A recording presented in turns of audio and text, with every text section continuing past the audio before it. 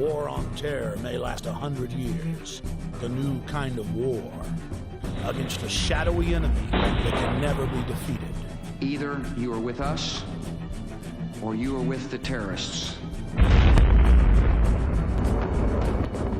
Generation after generation will have to lay down its liberty in an endless war for global empire.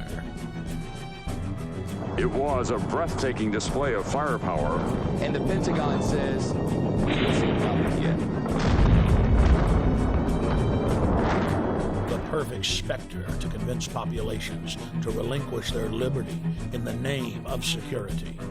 There is no doubt that Saddam Hussein now has weapons of mass destruction. There is no doubt that he is amassing them to use against our friends, against our allies, and against us. And if he does not disarm, the United States of America will lead a coalition and disarm him in the name of peace. We've been told that we're facing a 100-year war that will last generation after generation. In this film, we will explore who pulls the strings and who benefits from the dark spectacle of modern warfare. We will answer the question, do the people know how they are controlled? Do they understand the systems of power that surround them? The modern propaganda machines of public relations that wash their brains and fill their minds full of ball games and mindless fluff. Is the population beginning to realize that governments throughout history have used the specter of fear to drive their populations into acquiescing to total tyranny? September 11th, national ID cards, Big Brother, the Iraq War, the 7/7 bombings in London, the invasion of Iran. How are they all interconnected? In previous films, we have focused predominantly on September 11th as the foundational event, the pretext for the current geopolitical structure. The smartest thing to do is pull it. And they made that decision to pull. And then we watched the building collapse. National polls show that most Americans and Westerners believe the official story of 9/11 to be a fraud. And a large part of that majority believes that 9/11 was an inside job. But the establishment press continues to contest any alternative view concerning 9/11. In this documentary, we will first look at historical events that are not contested. Events where the fact of government-sponsored terror is not debated, but in fact openly admitted to by Western governments. There are literally hundreds of examples of government-sponsored terrorism in modern history, or what are known as false flag operations. We're going to start by looking at just 5 past examples, then we'll look at several modern cases. What is a false flag? The encyclopedia definition reads, false flag operations are covert operations conducted by governments, corporations, or by other organizations which are designed to appear as if they were carried out by other entities. The name is derived from the military concept of flying false colors, that is, flying the flag of a country other than your own. There are many variants of false flag operations, but one of the most popular carried out by governments is to stage a terror attack or horrible criminal incident and then blame it on your political enemies. One of the best-known cases of a false flag op was carried out by the newly elected Adolf Hitler on February 27, 1933. Nazi documents uncovered at the end of World War II, as well as testimony during the Nuremberg trials, revealed what many historians already suspected, that Hermann Göring had set fire to the Reichstag, the German parliament building. The Nazis then produced their patsy, Marinus van der Lubbe, an extremely mentally handicapped young man who was found rolling around in an alley behind the Reichstag naked. Van der Lubbe was then taken before a Nazi show trial, found guilty, and sentenced to death. He was beheaded on January 10, 1934. Using the crisis he had created to pass laws similar to the USA Patriot Act, Hitler became dictator and set his sights on the world. By March of 1939, Hitler had already seized Czechoslovakia. Having gained both Austria and Czechoslovakia, Hitler desired to move east against Poland. But he did not want to look like the aggressor. Hitler needed an excuse for attacking Poland. It was Heinrich Himmler who came up with the plan. Thus, the operation was codenamed Operation Himmler. On the night of August 31st, 1939, the Germans took an unknown prisoner from one of the concentration camps, dressed him in a Polish uniform, took him to the town of Gleiwitz on the German-Polish border, and then shot him. The staged scene with the dead prisoner dressed in a Polish uniform was supposed to appear as a Polish attack against the German radio station. German radio, newspapers, and newsreels were flooded with images of what appeared to be a dead Polish soldier who had dared attack the Reich. Now Hitler had his excuse to invade Poland, and the nightmare of World War II had begun.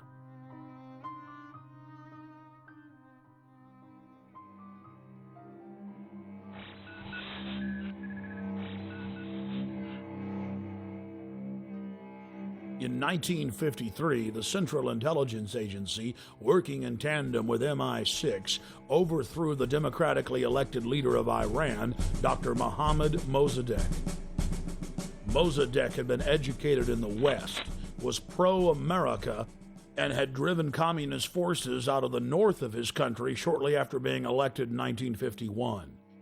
Mossadegh then nationalized the oil fields and denied British Petroleum a monopoly. The CIA's own history department at CIA.gov details how U.S. and British intelligence agents carried out terror attacks and then subsequently blamed them on Mossadegh. In the late 1990s, large sections of Operation Ajax were declassified.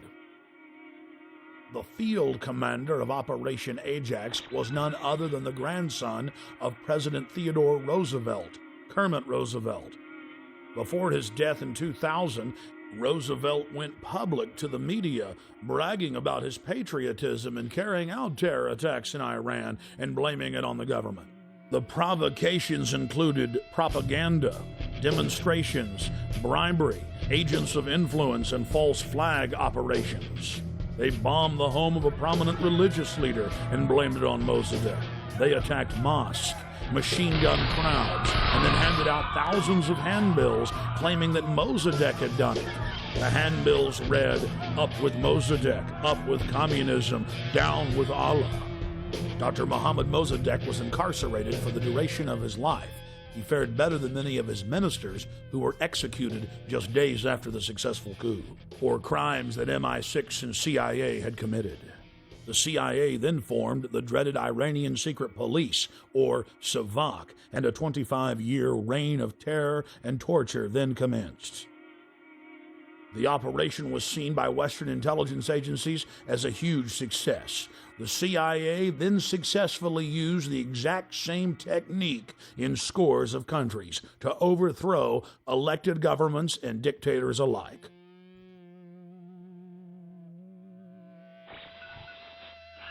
Operation Gladio is an umbrella name for literally hundreds of bombings carried out by Western intelligence agencies and NATO in Italy, Western Europe, the Middle East, Latin America, and Asia.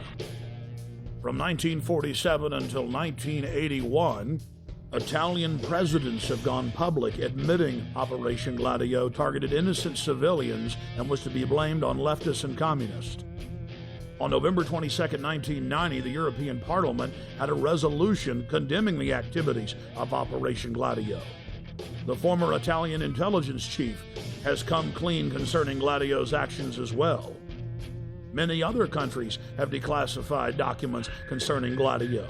It is part of the public record that our government and other Western governments targeted trains, buses, schools. Several times operatives zeroed in on school buses, knowing that images of dead children would get the population hopping mad and ready to relinquish their liberties.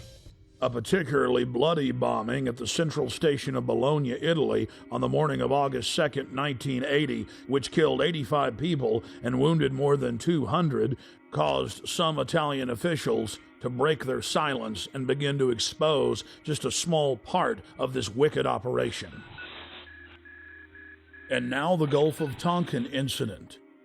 In the summer of 1964, President Lyndon Baines Johnson needed a pretext to commit the American people to the already expanding covert war in Southeast Asia. 3 communist PT boats attacked an American destroyer off the coast of Vietnam yesterday, and today President Johnson's response was hard and tough.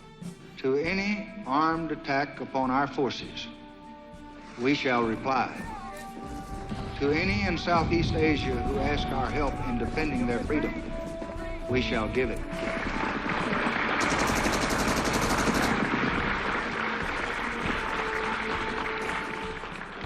In November of 2001, the LBJ Presidential Library and Museum released tapes of phone conversations with the President and then Defense Secretary Robert McNamara, where they openly discussed plans to use the staged Gulf of Tonkin incident as a pretext to expand the war.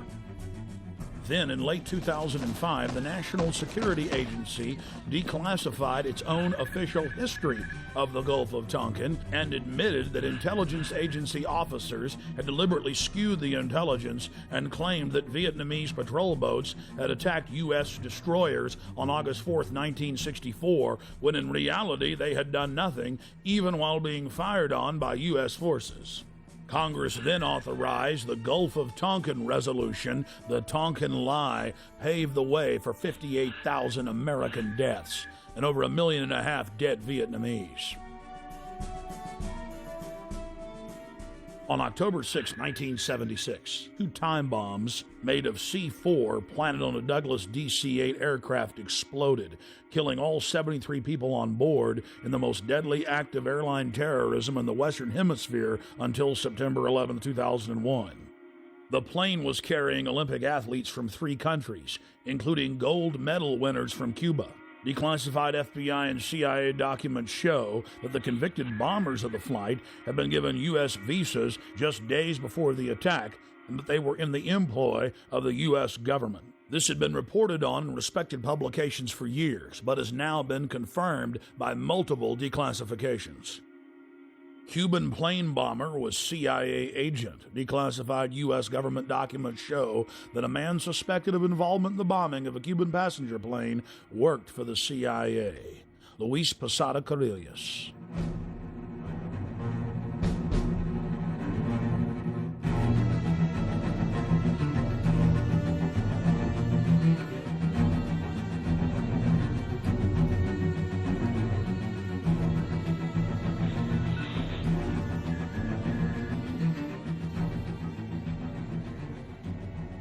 In the early 1960s, the chairman of the Joint Chiefs of Staff, Ella Lemonser, concocted a plan for false flag operations as a pretext to invade Cuba and for war with the Soviet Union.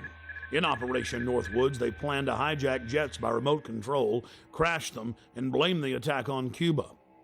There were many other terrorist attacks they planned to carry out that were contained within the document. One scenario mentioned was the destruction of a U.S. naval vessel that was to be blamed on a foreign power as a pretext for war with any enemy they picked. President Lyndon Baines Johnson went operational with Northwoods on June 8, 1967 during the Six-Day War. During the Six-Day War between Israel and the Arab nations, the USS Liberty was sent by Johnson to collect electronic intelligence in the eastern Mediterranean. The clearly marked U.S. intelligence ship was 14 miles off the coast of Israel in international waters. A short time after the air attack had been completed, the 3 torpedo boats approached us from our starboard quarter at high speed and in an apparent torpedo launch attitude.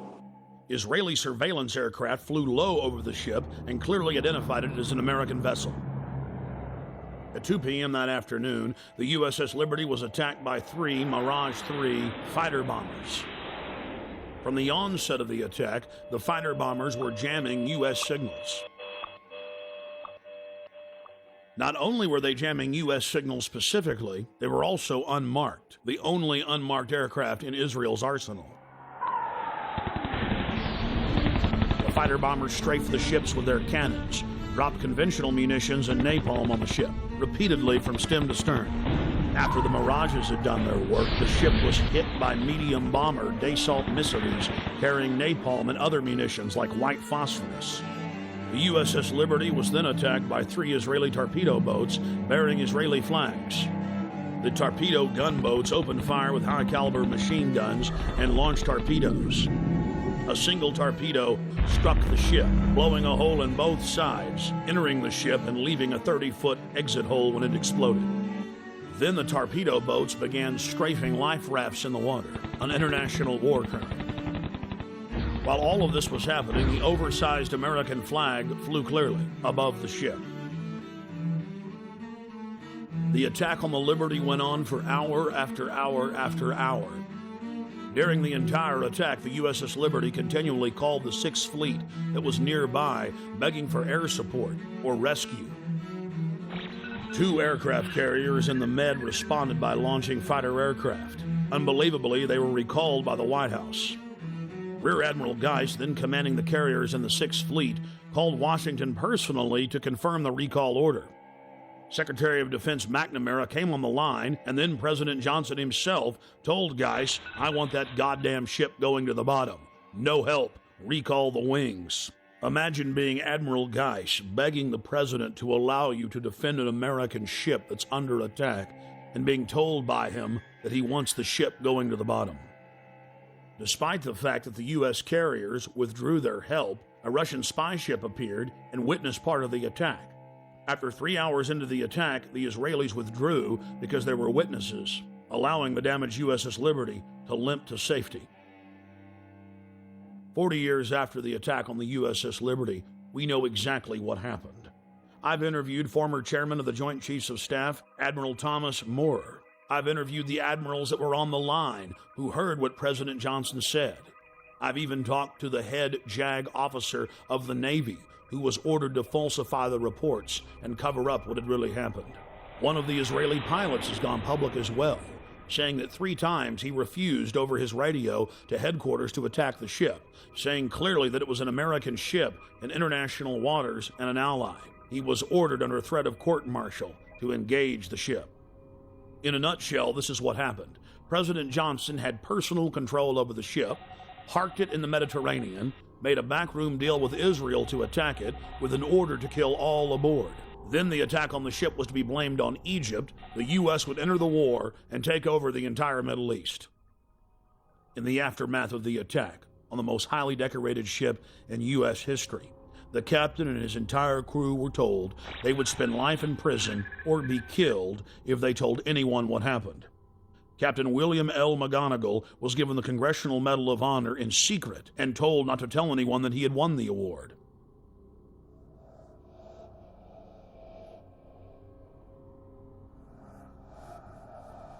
Now that we've looked at a small cross-section of historical examples of government-sponsored terrorism, let's fast forward to the horrific attacks of 7/7 in London. Tony Blair, leader of the pro-war Labour Party, had lost a huge number of seats in the Parliament and was fighting to keep his position as Prime Minister. And then right on time, the bombings of 7/7 and 7/21 occurred. Within days of the London bombings, evidence began to emerge indicating Western intelligence agency involvement. I traveled to London from Austin, Texas, to personally investigate.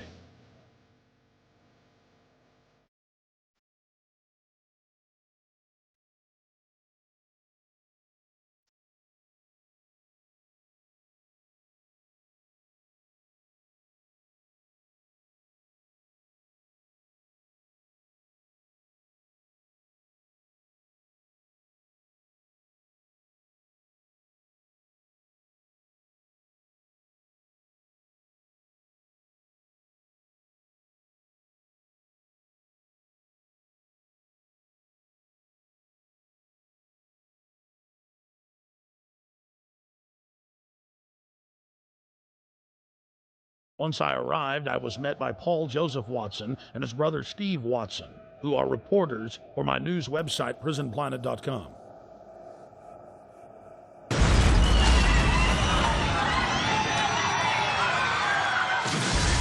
To understand the London bombings and who perpetrated them, you first need to look at 3/11/2004, the bombings in Madrid, Spain.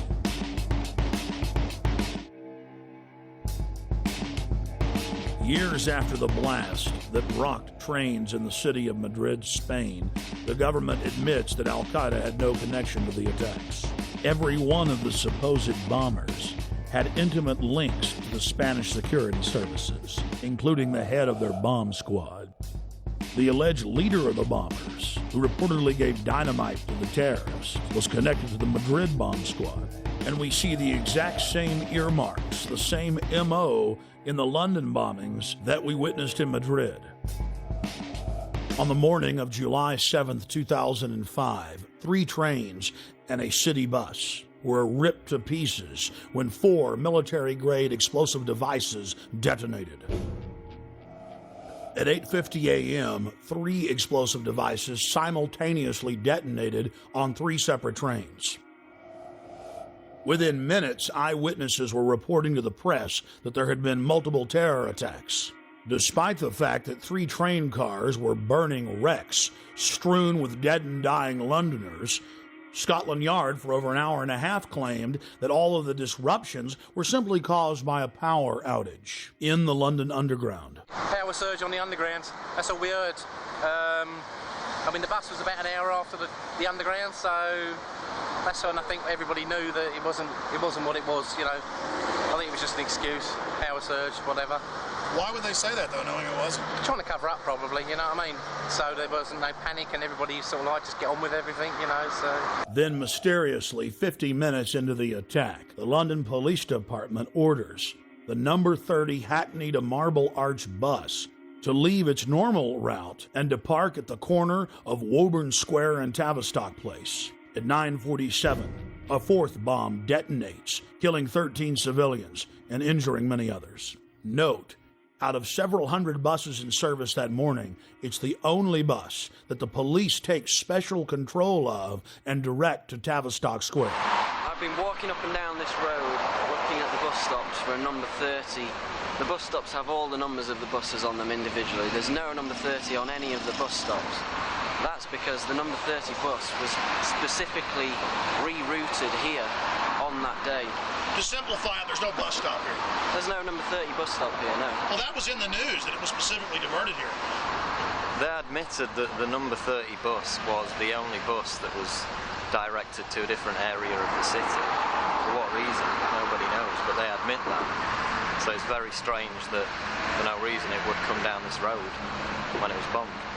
Remember, while all this is happening, the police are on radio and TV telling everyone that it's just a power failure, an outage. Meanwhile, commuters on the bus were listening to other radio reports where eyewitnesses were reporting explosions.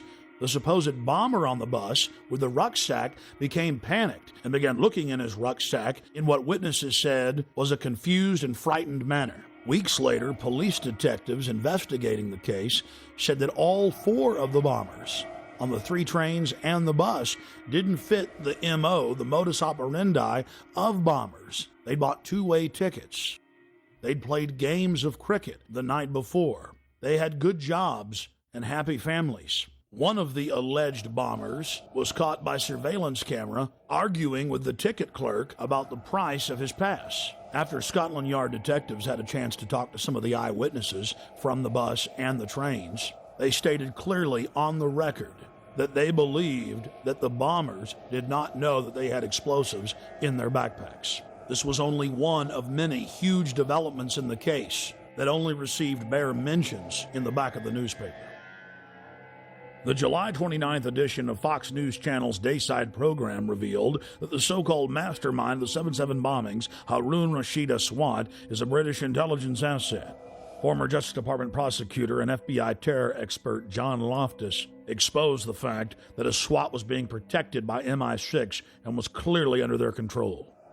Aswad is believed to be the mastermind of all the bombings in London. On the 7/7 and 7/21, this is the guy, we think. This is the guy, and what's really embarrassing is that the entire British police are out chasing him, and one wing of the British government, MI6, or the British Secret Service, has been hiding him.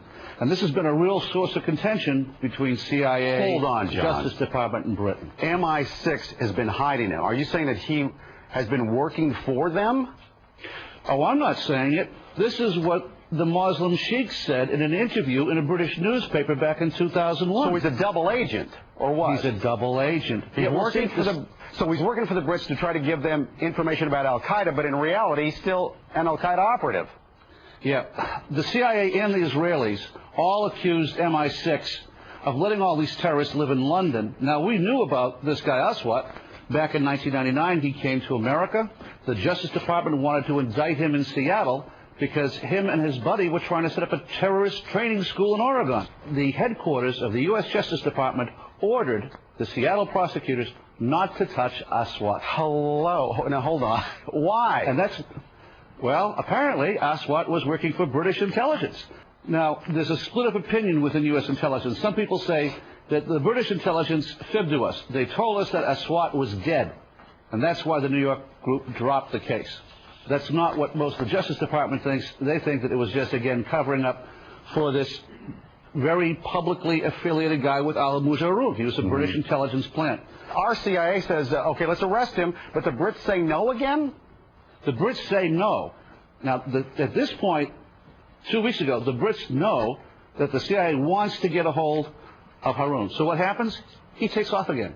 Goes right to London. He isn't arrested when he lands. He isn't arrested when he leaves. Even though he's on a watch list. He's on the watch list. The only reason he could get away with that was if he was working for British intelligence. He was a wanted man. And then takes off the day before the bombings, as I understand it? Yeah, and goes to Pakistan. The Pakistanis arrest him. They jail him. They jail him. He's released within 24 hours. In London, we spoke with David Shaler, a former MI5 agent who was convicted of breaking the Official Secrets Act and imprisoned for 6 months. With regard to 7/7, there has been a witness report now included in a local British newspaper called the Cambridge Evening News, in which somebody who was on one of the tube trains says that he didn't see a man with a rucksack. In fact, after the explosion, what he saw was metal pointing upward from the bottom of the carriage.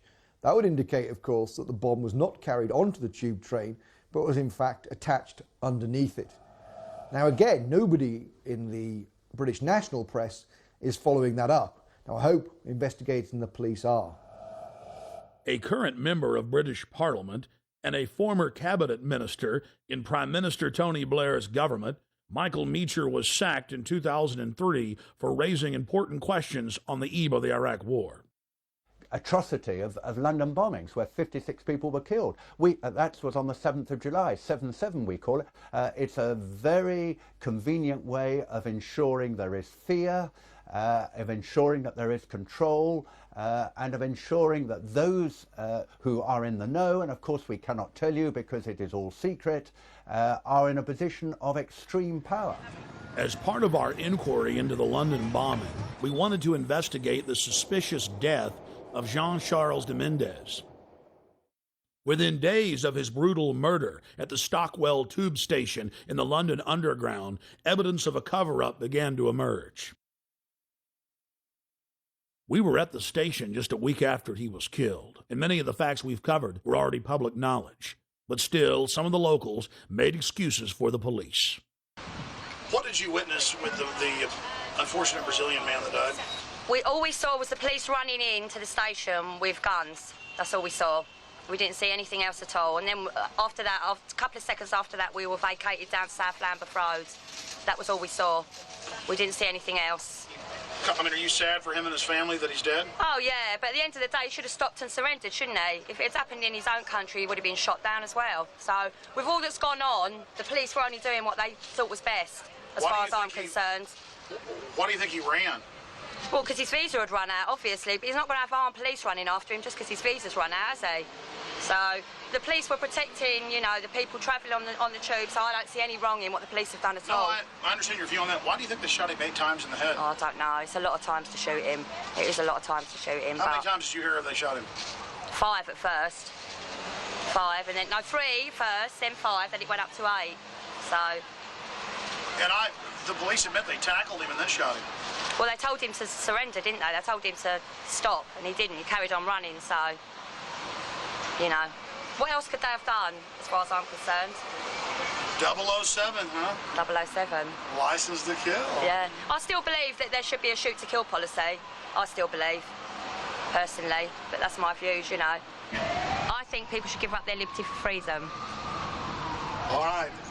London police were later forced to admit that Mr. Jimenez never ran from them, wasn't wearing a heavy coat, and that a special army unit had killed him execution style with over 10 shots to the head at point-blank range.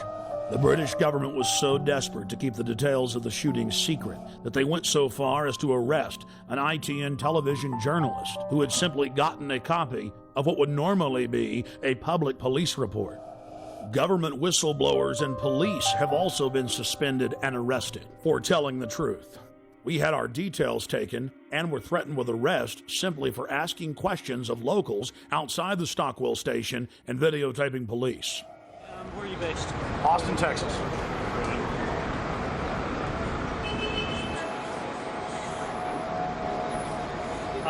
Alex, what's your date for? 2/11/74. Would you just rather see my driver's license? No, that's okay. Well, here, just let me do it. Take it down. That's all I need, mate. Well, I mean... And you're just, you're filming for a program back in the States or something? Exactly. In fact, I think it'll probably be broken into... Think about it, yeah. Sir, what do you think about this event? I think it's very bad that it happened. What do you think should happen? I think the policy of shooting should have been more thoroughly thought out. I'm afraid there must have been a terrible mistake here. I feel very sorry for the family and very sorry for the policeman that made a horrible mistake. Yeah, it's going to be bad for everybody. It's a tragedy all around, I think. Thank you. The police first claimed that it was a hot morning when official weather reports showed that it was around 60 degrees and that Mr. Jimenez was running down the street wearing a giant padded coat with wires sticking out of it, that he vaulted over the turnstiles, charged through a crowd of pedestrians, raced onto the train, and was about to detonate bombs when the heroic officers gunned him down. The authorities then conveniently claimed that all the surveillance cameras malfunctioned that morning. Police have now been forced to admit, thanks to watchdogs in their ranks, that none of the cameras malfunctioned, and they've now released the video.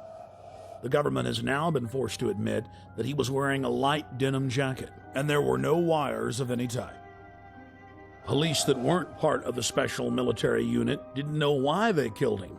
The police had followed him from his home. They knew that he was a Latin Brazilian working in England as an electrician. They followed him for 30 minutes as he walked from his home towards the station. Once in the station, he calmly picked up a Metro paper, paid for his ticket with his Metro Oyster card, and then walked onto the train. Passengers then reported that they were told to get off the train. Once they'd stepped off, still looking through the windows, they saw the Special Forces police squat on Mr. Jimenez and shoot him over 10 times in the head. Witnesses said Jimenez looked at the authorities as if he knew them. He was like a scared rabbit, and he was killed execution style. The question is why? A special military hit team stalked him and tracked him from his home to the train station, and then killed him in cold blood, making sure he was dead. It's well known that if somebody has a bomb, you don't shoot at them, and you certainly don't get near them. No, Mr. Jimenez had seen something he wasn't supposed to see. He learned a little too much, and he had to be eliminated. Within hours of the 7/7 bombings, Israeli army radio was reporting that Benjamin Netanyahu, the former prime minister of Israel, had been warned not to leave his hotel that morning to attend a meeting less than 100 yards away from one of the train stations that was bombed. The Associated Press ran the headline, "Netanyahu changed plans due to warning." Then the current Prime Minister, Ariel Sharon's office, instructed Israeli officials not to give interviews to the foreign media concerning the warning. Israel's Foreign Office attempted to spin the story, saying that they'd given a general warning to the British that day. Then, several weeks later, the head of Mossad told a major German newspaper that he indeed had issued a warning to Benjamin Netanyahu at 8:40 a.m., 10 minutes before the first blast. Conveniently for authorities, the bus surveillance camera malfunctioned. Something else happened that was convenient for the establishment line. All 4 of the supposed bombers' identification cards survived unscathed at all 4 events. But there was just one problem. In one case, one of the bombers' IDs was found at 2 separate locations. As the evidence mounts, it is crystal clear. Only criminal elements of the British government could stage the attacks and then engage in the cover-up. The reason the Netanyahu story is important is it clearly shows that other intelligence agencies were aware of what was going on in London that day and took necessary precautions to protect their Minister of Finance. In 1994, the Israeli embassy in London was bombed. This was at a time when I was in the service. I joined the Middle Eastern section shortly after that, and I was actually astounded to read a document written by a senior MI5 officer who'd seen all the information coming in about this attack, and he said that he believed that the Israelis had bombed their own embassy. In any staged terror attack, governments have to be extremely careful to keep the operation shielded, compartmentalized. Most people in government are moral individuals who believe that they're standing up for their nation's sovereignty or its national interest, and it's absolutely essential to keep them in the dark. One of the chief tools used by governments as a smokescreen is staging exercises or drills at the exact same time and exact same places as real events. When the Oklahoma City Federal Building was bombed, the Bureau of Alcohol, Tobacco, and Firearms was staging an anti-terror drill with their bomb squad on the morning of April 19, 1995, at the same time that the real event took place. On the morning of September 11, 2001, the Pentagon was running 5 separate drills, 2 of the drills targeting the exact same targets at the exact same time. That caused NORAD to stand down, believing it was just a drill. And London was no different. It's important to note that those taking part in the drills need not know that they're part of a larger operation. In fact, it's better for the conspirators that they not be informed. One of the chief reasons this is done is so that if any of the operatives carrying out the attack are caught by other elements of the government, they can simply claim that they were taking part in a drill or an exercise. NSA, Infopol 9, and Echelon-type systems that are scanning for terrorist chatter will be fooled into believing they've simply picked up part of an exercise. On the morning of 7/7 in London, there was a simultaneous exercise targeting the exact same trains, the exact same bus, at the exact same locations, at the very same time. What we're supposed to believe is some kind of coincidence. There was also an anti-terrorist drill going on 7/7. And again, just like 9/11, they were talking about attacks on the same targets, the same kind of tube stations, and exactly the same time as the actual attack happened. We learned of the drills of 7/7 on 7/7 from Peter Power, the head of Visor Consultants, a crisis management firm based in London. Mr. Power was the former spokesperson for Scotland Yard. Mr. Power told National British Television, ITN News, about the drills. Today we were running an exercise for a company, bearing in mind I'm now in the private sector, and we sat everybody down in the city, 1,000 people involved in the whole organisation, but the crisis team, and the most peculiar thing was we based our scenario on the simultaneous attacks on the Underground and mainline station. So we had to suddenly switch an exercise from fictional to real. And one of the first things is, get that bureau number. When you have a list of people missing, tell them. And it took a long time. Just to get this right, you were actually working today on an exercise that envisioned virtually this scenario? Almost precisely. I was up until 2 o'clock this morning because it's our job, my own company, Visor Consultants. We specialise in helping people to get their crisis management response. How do you jump from slow time thinking to quick time doing? And we chose a scenario with their assistance which is based on a terrorist attack because they're very close to a property occupied by Jewish businessmen. They're in the city, and there are more American banks in the city than there are in the whole of New York. A logical thing to do. And I've still got the... I was going to say, how extraordinary today must feel for you as it unfolds. He repeated himself to BBC Radio 5. The thing that concerns me is that what are we doing for the thousands of men and women, actually, who are in London working? And I say that because at 9:30 this morning we were actually running an exercise for over a company with 1,000 people in London based on simultaneous bombs going off precisely at the railway stations that happened this morning. So I still have the hairs on the back of my legs standing upright. To get this quite straight, you were running an exercise to see how you would cope with this, and it happened while you were running the exercise? Precisely. And it was about 9:30 this morning. We'd planned this for a company, and for obvious reasons I don't want to reveal their name, but if they're listening they'll know it. And we had a room full of crisis managers for the first time they met, and so within 5 minutes we made a pretty rapid decision. This is the real one. And so we went through the correct drills of activating crisis management procedures to jump from slow time to quick time thinking and so on. If we use a standard actuary employed by major insurance companies to calculate the probability of these events coinciding in a 10-year mean, we learn that the probability of this happening is greater than 1 in 300 tetragillion. To put that in perspective, that's a number with 41 zeros behind it. That is trillions and trillions and trillions and trillions and still more trillions times greater than all the grains of sand in all the world. To put that number in perspective, it has 41 zeros. Scientists using supercomputers have estimated that the Earth has over 7 quintillion grains of sand. A quintillion has 18 zeros. It would appear as some way of stopping the response of the emergency services or providing some kind of cover for what must be operations orchestrated in some way by the state.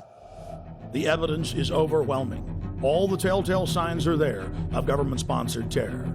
Only the British government had the know-how to carry out the attacks and to control the situation before and after the bombings. And of course, there's all the other admitted cases where the British government has hired terrorists to carry out assassinations or carried out bombings in their own country as a pretext for political control. And then, of course, there's qui bono, Latin for who benefits, who stands to gain. In the weeks leading up to 7/7, Tony Blair's poll numbers had fallen to the lowest point in his 7-year administration. Blair came an inch from losing control of the parliament and was fighting calls from within his own party to step down as prime minister. Support for the war was dismal. Despite the bombings, which did improve his approval ratings and support for the war, he was still only barely able to maintain control over the British House of Commons. In the wake of the bombings, Tony Blair's administration descended on the British people with a raft of tyrannical legislation, attacking the press, freedom of assembly, and setting up the conditions needed for a martial law takeover of the nation through the Civil Contingencies Act. And of course, the bombings took place while world leaders were meeting in Scotland, so Bush and Blair could grandstand and blame the whole thing on Iraq, legitimizing their war. Despite the fact that the G8 World Summit was coming to England on July 7th, the British government lowered the terror threat on the London Underground in early June and conveniently lowered security.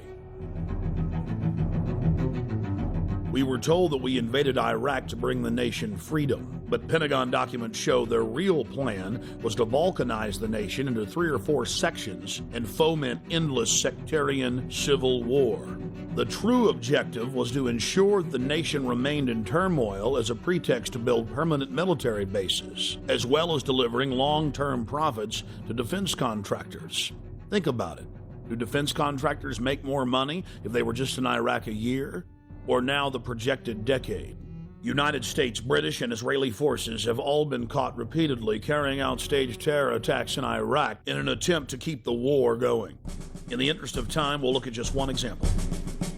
In late September of 2005, in the British-controlled city of Basra, 2 British Special Forces SAS commandos attacked a group of police at a checkpoint, killing one and injuring another. When they were finally subdued and brought into custody, their car was filled with plastic explosives, automatic weapons, rocket-propelled grenades, and other bomb-making materials. Why would members of Britain's most elite fighting force, the Special Air Services, be dressed up like Arabs out shooting police with a car full of plastic explosives in a city that had been racked by sectarian violence?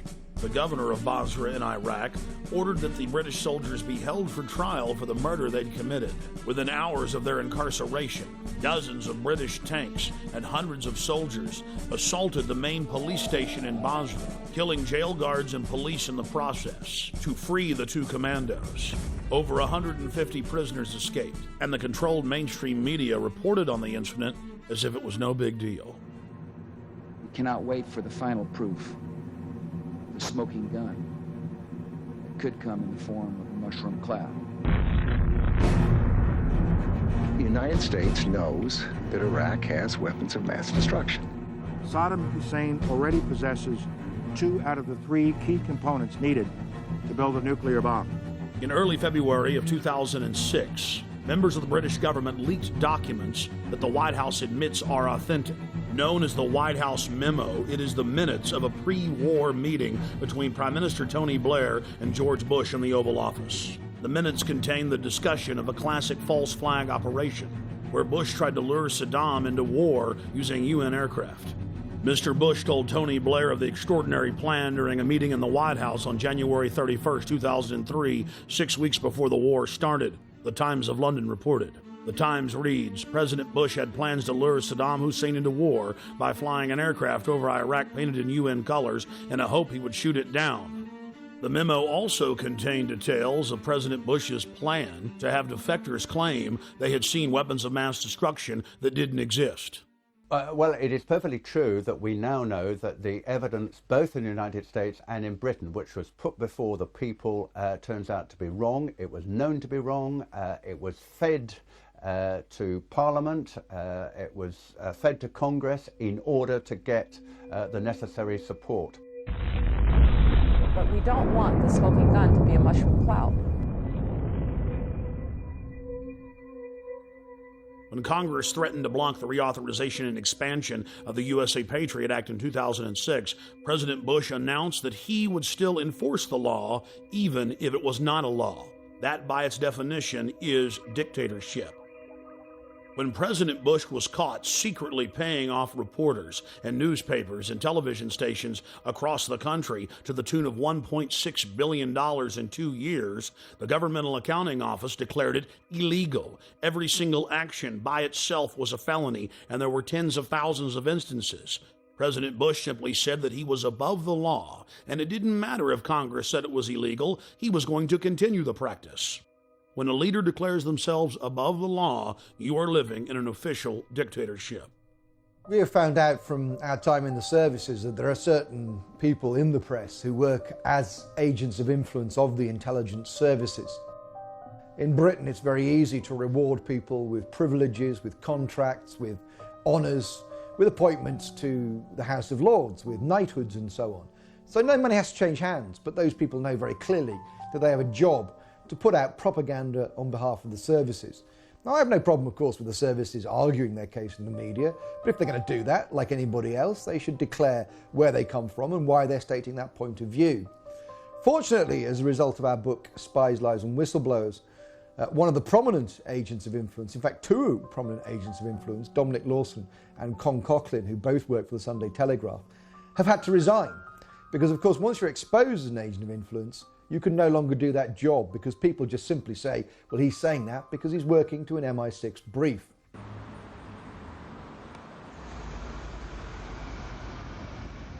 When Congress informed Bush that secret arrest, secret detention, and torture was illegal, he simply had his Attorney General, Alberto Gonzales, issuing a policy paper claiming that it was lawful. Known as the infamous torture memos, Gonzales said that they would simply stop calling it torture and call it pressure, and that if someone died in custody from torture, that was acceptable. But White House counsel John Yoo went even further. In memos that he wrote for the president that were used by the military as their authority to engage in torture, he stated that they could even torture small children in front of their parents, in some cases sexually. And in another shocking turn, President Bush has taken to signing pieces of legislation that haven't even passed the Congress. President Bush was also caught engaging in warrantless searches using the National Security Agency to spy on the American people. Bush claimed that he had executive authority to ignore any federal law he wished. The 1878 Posse Comitatus law bars the military from engaging in law enforcement activities against the American people. Bush was caught using the Defense Intelligence Agency, a branch of the Pentagon, to spy on peaceful anti-war activists. He again claimed that he was above the law. Bush then claimed that the Constitution gave him the right to spy on the American people. Of course, the Constitution and Bill of Rights says the exact opposite. In the midst of the scandal, the retiring head of the National Security Agency went before the National Press Club and informed everyone that there was no need of a warrant in America. He chastised a reporter who claimed that you needed probable cause to search someone. He said all that was needed was that it be, quote, reasonable, and the government would decide what was reasonable. My understanding is that the Fourth Amendment of the Constitution specifies that you must have probable cause to be able to do a search that does not violate an American's right against unlawful searches and seizures. Actually, the Fourth Amendment actually protects all of us against unreasonable search and seizure. But that's what it says. The measure is probable cause, I believe. The amendment says unreasonable search and seizure. But does it not say probable? No. The court standard, the legal standard, search and seizure. the legal standard is probable cause. General, you used the terms just a few minutes ago. We reasonably believe, and a FISA court, my understanding is, would not give you a warrant if you went before them and say, we reasonably believe. You have to go to the FISA court, or the Attorney General has to go to the FISA court and say, we have probable cause. And so what many people believe, and I'd like you to respond to this, is that what you've actually done is crafted a detour around the FISA court by creating a new standard of reasonably believe in place of probable cause, because the FISA court will not give you a warrant based on reasonable belief. You have to show a probable cause. Could you respond to that, please? Sure. I didn't craft the authorization. I am responding to a lawful order. All right? The Attorney General has averred to the lawfulness of the order. I will now read the Fourth Amendment in its entirety. The right of the people to be secure in their persons, houses, papers, and effects against unreasonable searches and seizures shall not be violated, and no warrant shall be issued but upon probable cause, supported by oath or affirmation, particularly describing the place to be searched and the persons or things to be seized. Notice the Fourth Amendment clearly states no warrant shall be issued but upon probable cause, and that must be supported by an oath or affirmation, and particularly describing the place to be searched and the persons or things to be seized.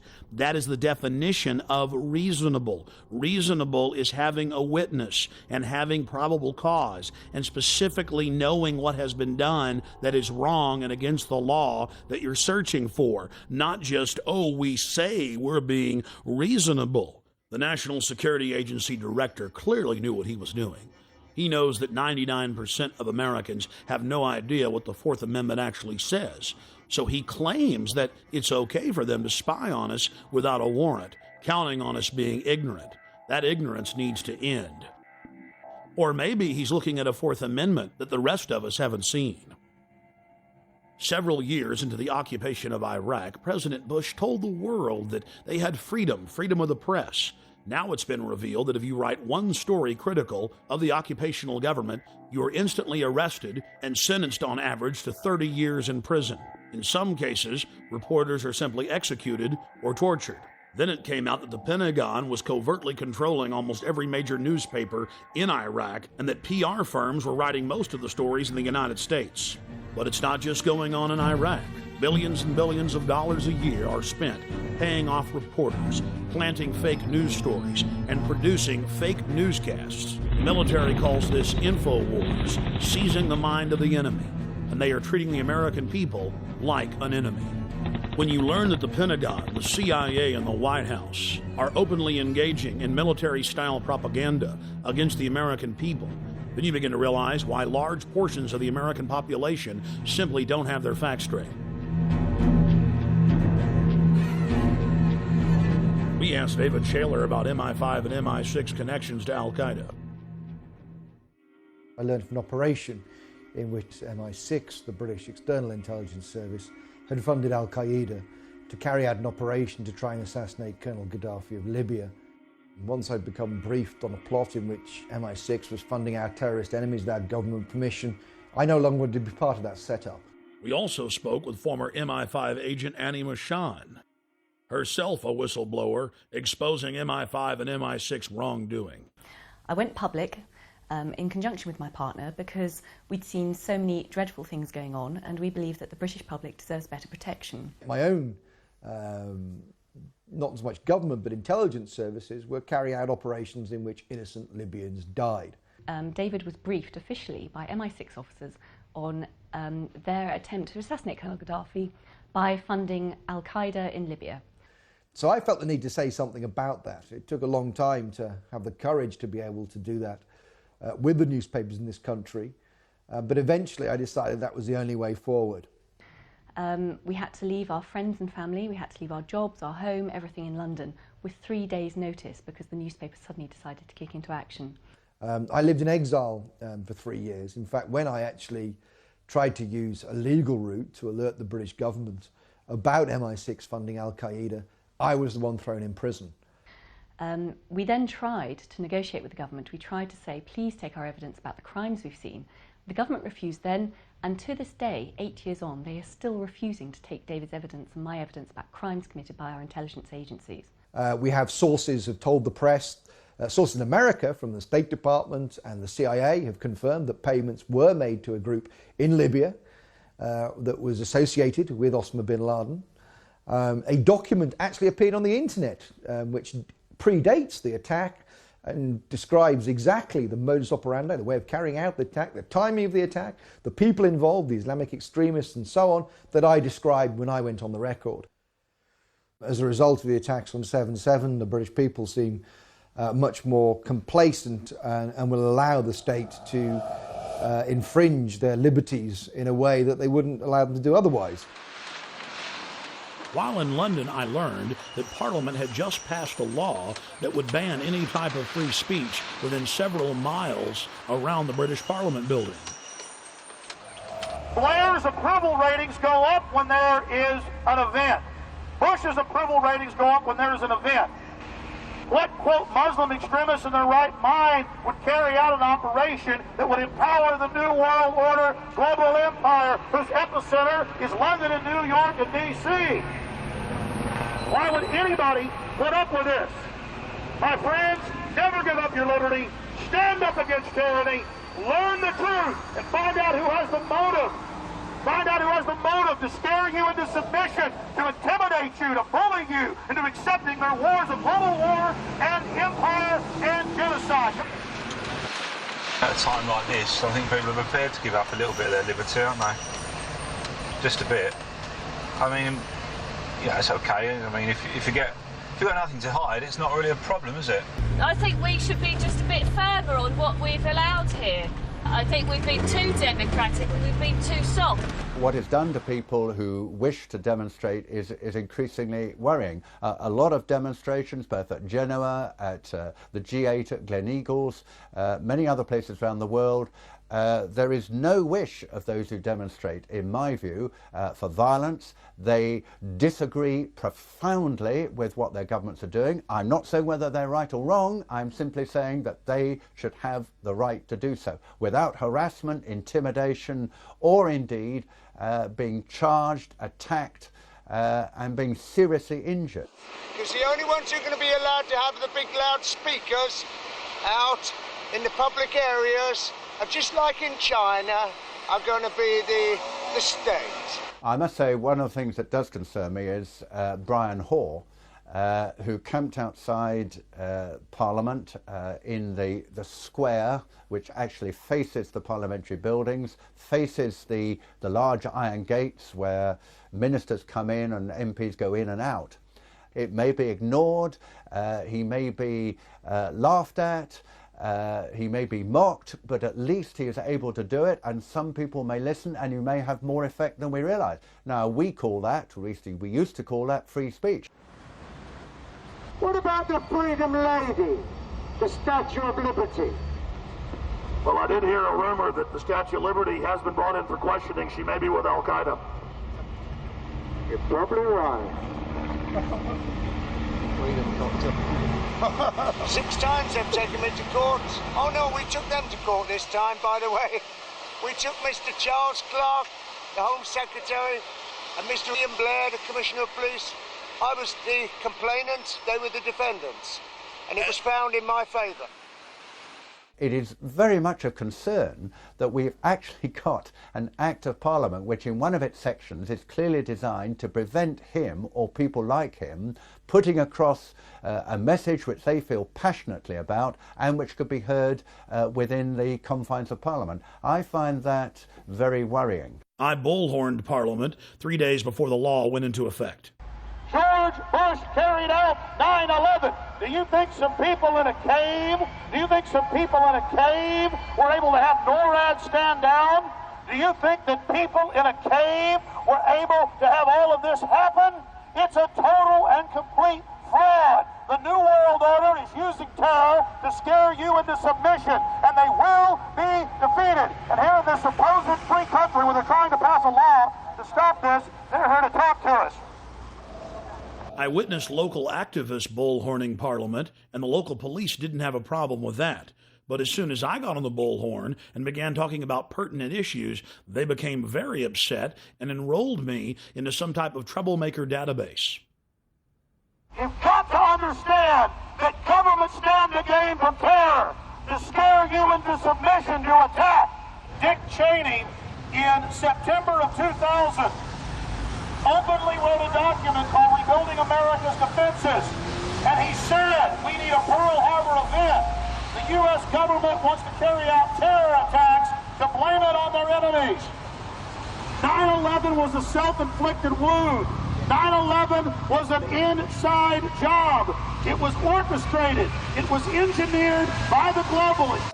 A few weeks after returning to the United States, I then read in the newspapers in horror that I had indeed been enrolled in a terrorist database. The identity cards, the compulsory identity cards that have been proposed for the first time in our history, around about 80% of the British people oppose the introduction of these cards. And it's not just cards, it's the databases that go behind that allows the state to access private information and so on. And yet as a result of 7/7, it seems that these things will be steamrolled through our Parliament. Wherever we look at the moment, there are assaults on civil liberties as a result, of course, of the so-called war on terror. Similar guidelines have been implemented inside the United States. A Virginia anti-terror training manual lists property rights activists as potential terrorists. A Texas manual lists those wearing Levi's jeans, having cell phones, and who are, quote, friendly towards the police as potential terrorists. In Arizona, they list those that make frequent references to the U.S. Constitution as potential terrorists.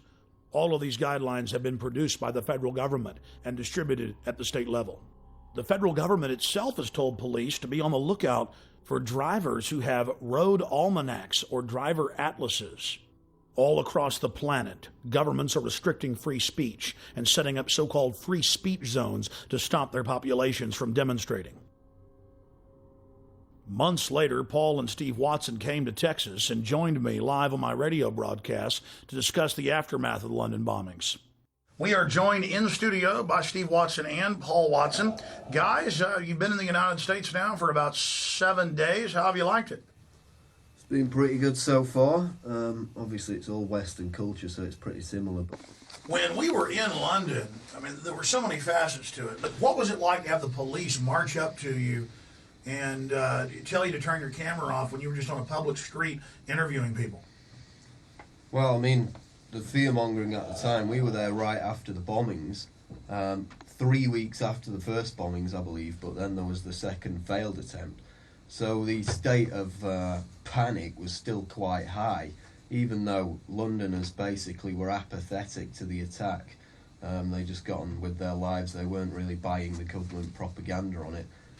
We had case after case where we'd be out on the street doing interviews with people, and we'd be showing the video cameras, and there were people working right there at the Hard Rock Cafe, and I'm like, look at these cameras, they're everywhere, they're in plain view, and the manager comes out and goes, you know, thanks for showing me that, I've never noticed those. What's your name, sir? Charlie. I'm Alex, nice to meet you, Charlie. Alex, how you doing? Good. What do you think of the new symbol of the United Kingdom is going to switch from the Union Jack to the black surveillance camera? Well, you know, there's plenty going on in London, so they need the surveillance cameras everywhere. But I mean, it's going to be the new national symbol, or of course I'm being sarcastic, but really it has become the national symbol. 4+ million surveillance cameras in the great city of London alone. to say about it. You know, I don't even see them then. You don't see them? They don't exist? No. 4 million in the city. That's the first time I've even noticed they're there, and I've been working here a year. Out of sight, out of mind, huh? That's it. That's kind of Orwellian, though. You seem like a smart guy, because you know only the smartest people in the inner party know how to engage in doublethink and doublespeak, where you don't even notice the cameras that are there. In fact, if you say they're not there, they're not there. Here, together, let's say they don't exist. All right, they don't exist. 2 plus 2 equals 5. Hey. Hey, you could get an inner party membership. All right, I'm into it. I mean, that was actual doublethink. Steve, Paul, you want to comment on that? Well, let me read a quote from Orwell from 1984. Doublethink is an unending series of victories over your own memory, reality control.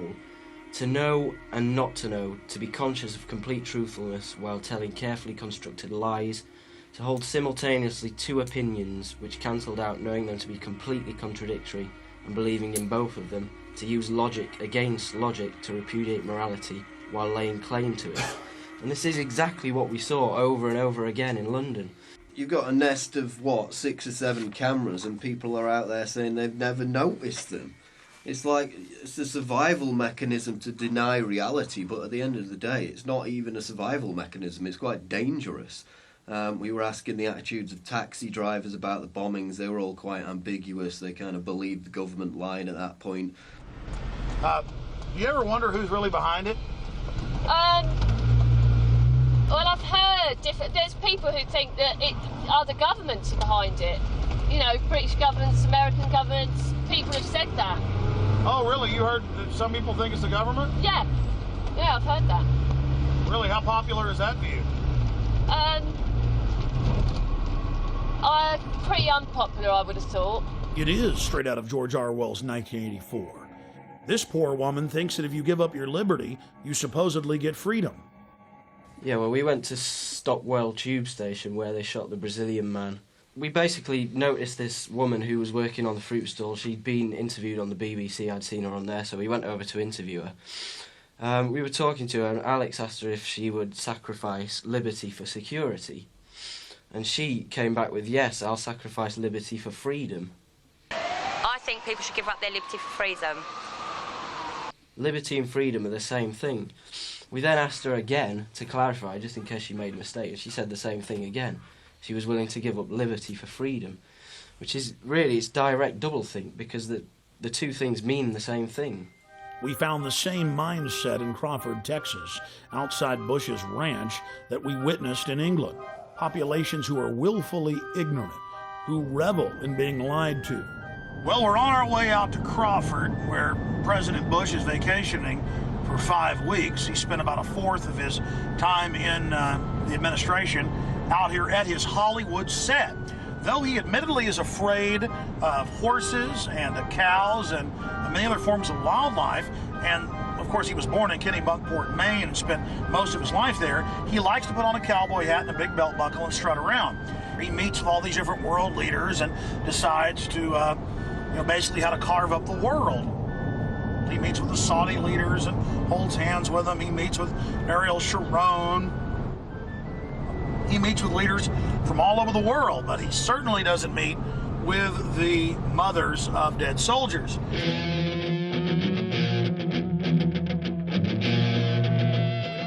They don't have any skin in the game, so it's easy for them to say, let's keep our troops over there, let's complete the mission, even though we don't even know what the mission is. That's really a theme, that we got to get them before they get us.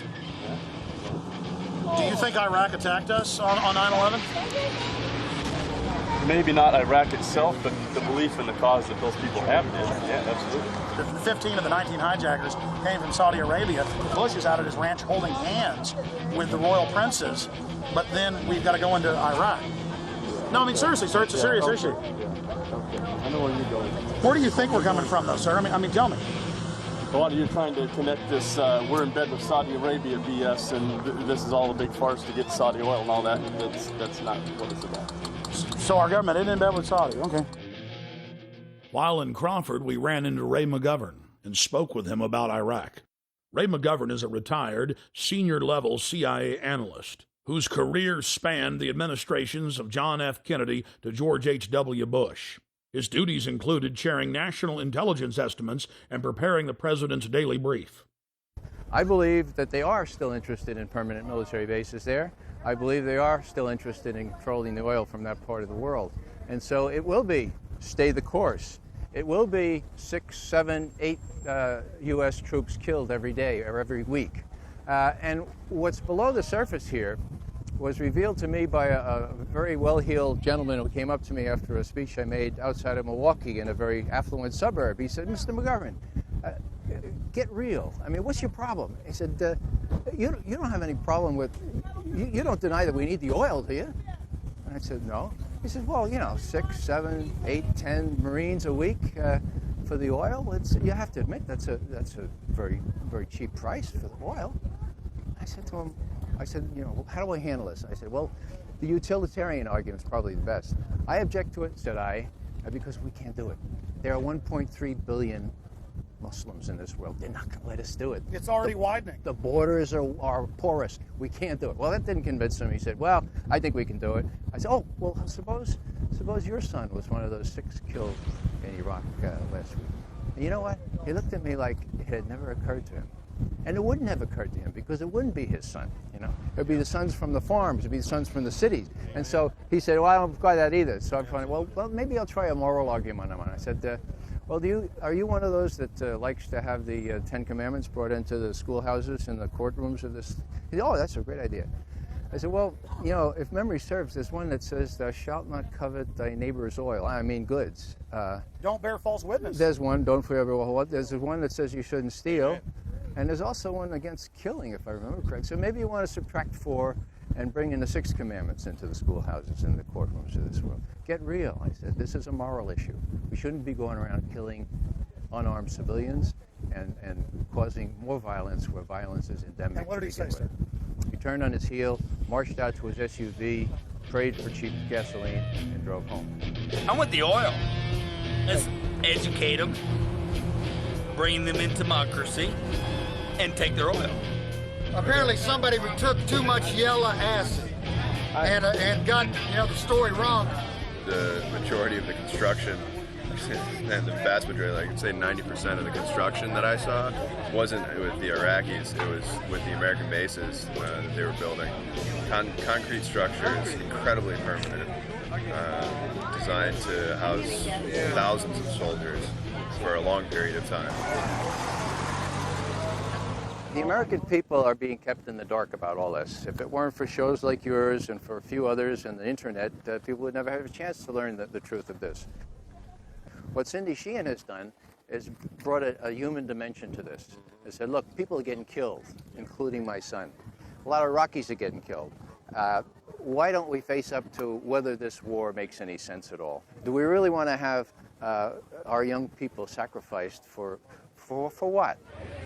We don't know. We don't know what's going on. To tell you the truth, my kids don't know the things that are involved in the decisions I make at my house. And that doesn't mean that they need to be involved in the decisions because I know better than they know. It's because I'm more informed. And I'll give him that same benefit. You know, we did elect him. Where have we lost our freedom? All across the... Where? They're using Homeland Security against topless bars. They're using Homeland Security against toy store owners. They're using Homeland Security against pot dealers, and that's wrong. They're using Homeland Security, quote, against gang members. It's admitted. Are you familiar that the Gulf of Tonkin never happened? LBJ tapes have now been released. We went to war.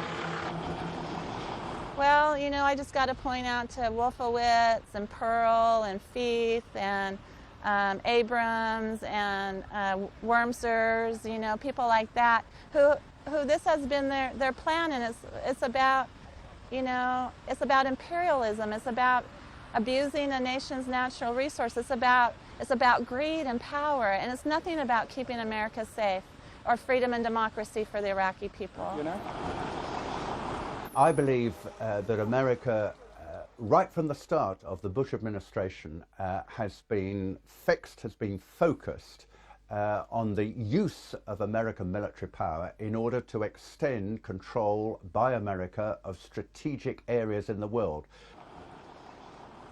Now we have the Downing Street minutes, which show that as early as July 23, 2002, the head of British intelligence, just back from Washington, said to his prime minister, "It's a done deal. The decision for war is inevitable. The war will be, quote, justified by the conjunction of terrorism and weapons of mass destruction, and intelligence and facts would be fixed around the policy of war." There's the proof that the intelligence, all this justification in quotes for the war, was a fraud from day one. The Project for a New American Century, the think tank, with the report called Strengthening America's Defenses. This is frankly a demand for full spectrum dominance by the United States. I think the most chilling aspect of the Project for a New American Century document is this kind of transformation of our foreign policy, this kind of strengthening of America's defenses is a revolutionary change, and is not going to happen at all quickly, absent a new catalyst of massive proportions. For example, a new Pearl Harbor.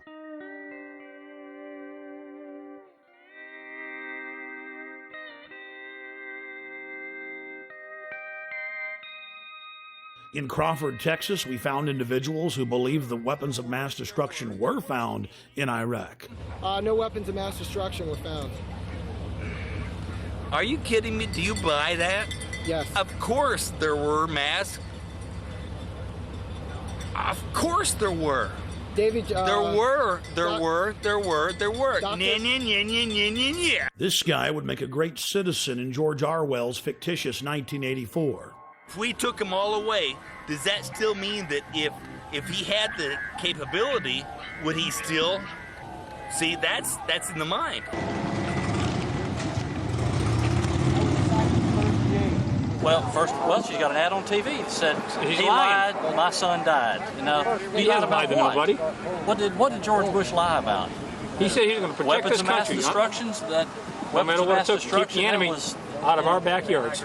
He never said there weren't going to be nobody killed.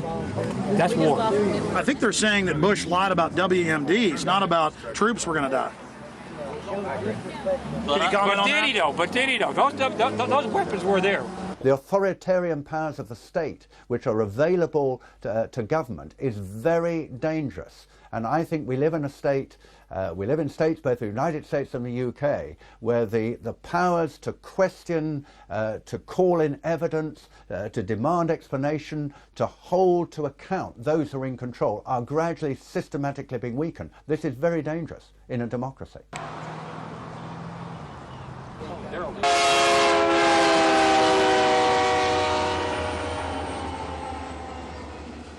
Now, Dick Cheney and John Bolton and others have been saying Iran poses an immediate danger. They could get a nuclear weapon before we know it. All the same things they said about Iraq. And so we have to do something about that now. You know, he said the same thing about Iraq, and like you said, he was caught red-handed. It's proven to be lies. Why should we believe him about Iran? I'm pleased to tell you, American people, that the National Intelligence Estimate just put out on Iran says that Iran cannot possibly have a nuclear weapon for 10 more years. Let me say that one more time. Iran can't be a nuclear power, weapons-wise, for 10 more years.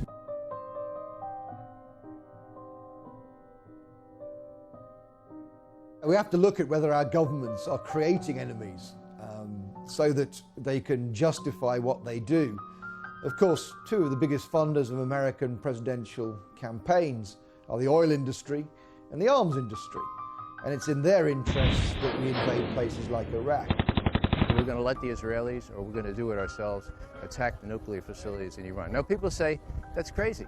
That is absolutely crazy. I agree. The problem is, folks, the people running our policy toward Iraq and Iran were widely known in the 1980s when I was briefing the Vice President and others as the crazies, okay? The crazies. You come in on Monday morning and somebody would say, guess what the crazies did late Friday night? And you'd know exactly who the reference was It was to Wolfowitz, it was to Pearl. So all the same folks, some of them who have deserted the sinking ship like proverbial rats, okay? But it was Feith, Wolfowitz, and the rest of them. They were the crazies. There's a lot of other people that are have a dissenting opinion about this war, and then has another view of this war other than Cindy Sheehan, and other people have lost sons in this war and daughters. She needs to really go home and do this little protest some other way besides trying to make things sound like she's the only voice of America. 3 weeks later, this gentleman and many others got their wish. Free speech was banned for hundreds of square miles around Bush's Crawford Ranch.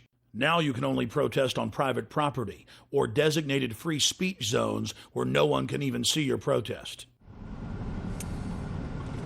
Look, tourist stuff's popped up here now. Let freedom ring. We decided to cap off our day in Crawford by traveling down the public highway to where the Secret Service had blocked off the public road 2 miles before the entrance to Bush's ranch. We were promptly told, as if America is now a third world police state, to get out of there, despite the fact we were credentialed press. You need to get back in your car and continue. Really? Yeah, you have to get off the road. Oh, we're off the road. Okay. Or is it all right to stand over here? Past your cars where you can stand. Oh, but the barricades are here. So let me get this straight. You believe that the U.S. government crashed those airplanes into the World Trade Center? Yes, the evidence shows it. You're full of Take a hike. The whole point about 9/11 is that it gave a pretext for a preconceived plan. That plan is in the PNAC document, which precedes 9/11 by almost a year. It became clear to us that the administration was using the corruption of intelligence to justify a war that need not happen. In my opinion, when you look at the details of 9/11 and you read reports that there were planes that supposedly contained terrorists but did not take off that day, and that the Flight 93, for example, was supposed to be aimed at either Capitol Hill or the White House, you're in fact looking at a coup d'etat, that they wanted to destroy the infrastructure of American government. There are a host of unanswered questions on all of this. The reason they're unanswered is because this president, this administration, will not answer the questions. Why is it that perhaps the biggest question of all, why is it that after, on 9/11, 8:20 a.m., when it was undoubtedly, without any question, that one of those planes had been hijacked, between 8:20 and 9:38, when the Pentagon was hit, an hour and 20 minutes, no US airplane was put into the air? There were drills on the day of 9/11 in which the American Defense Forces were supposed to be dealing with mock hijackings. Obviously, those would have slowed down the response of national defense to the hijacked airliners. If American passenger jets go off course and they are tackled by American fighter jets, the default position is to shoot them down. And yet in this case, of course, none of that happened.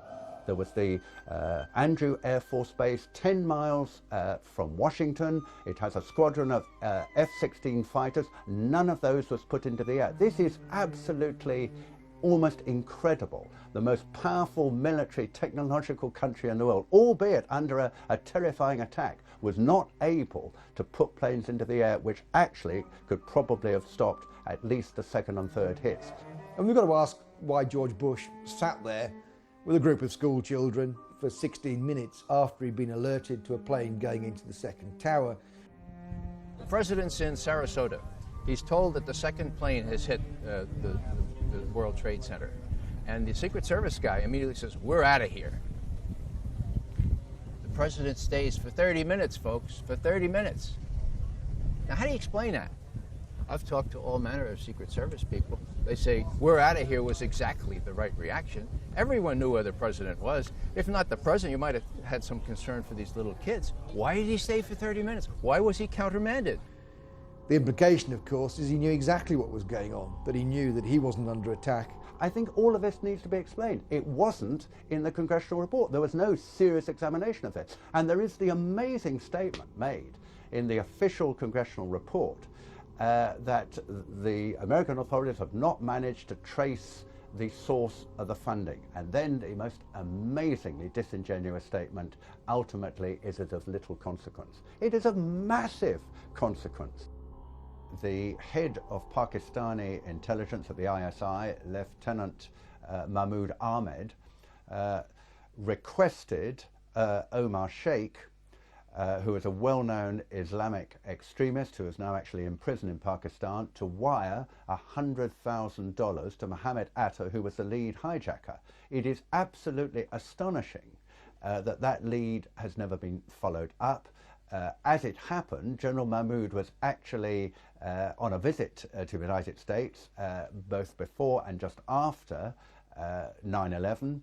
And saw many leading government officials. For people to dismiss these questioners as conspiratorial advocates or conspiratorial theorists, that's completely out of line, because the questions remain because the president, who should be able to answer them, will not. We have plenty of evidence that the attack on Afghanistan was planned.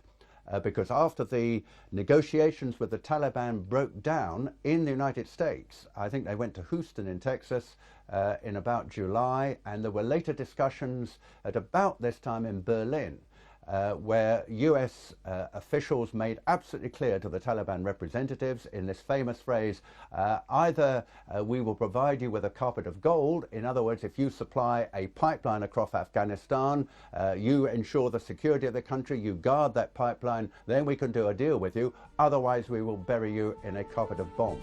In the years since 9/11, scores of highly regarded individuals have gone public to express their serious doubts about 9/11. These include former presidential advisor and CIA analyst Ray McGovern, the father of Reaganomics and former Assistant Secretary of the U.S. Treasury, Dr. Paul Craig Roberts, BYU physics professor Stephen Jones, former German Defense Minister Andres von Bülow, former MI5 officer David Shaler, former Blair cabinet member Michael Meacher, former chief economist for the Department of Labor during President George W. Bush's first term, Dr. Morgan Reynolds, and many more.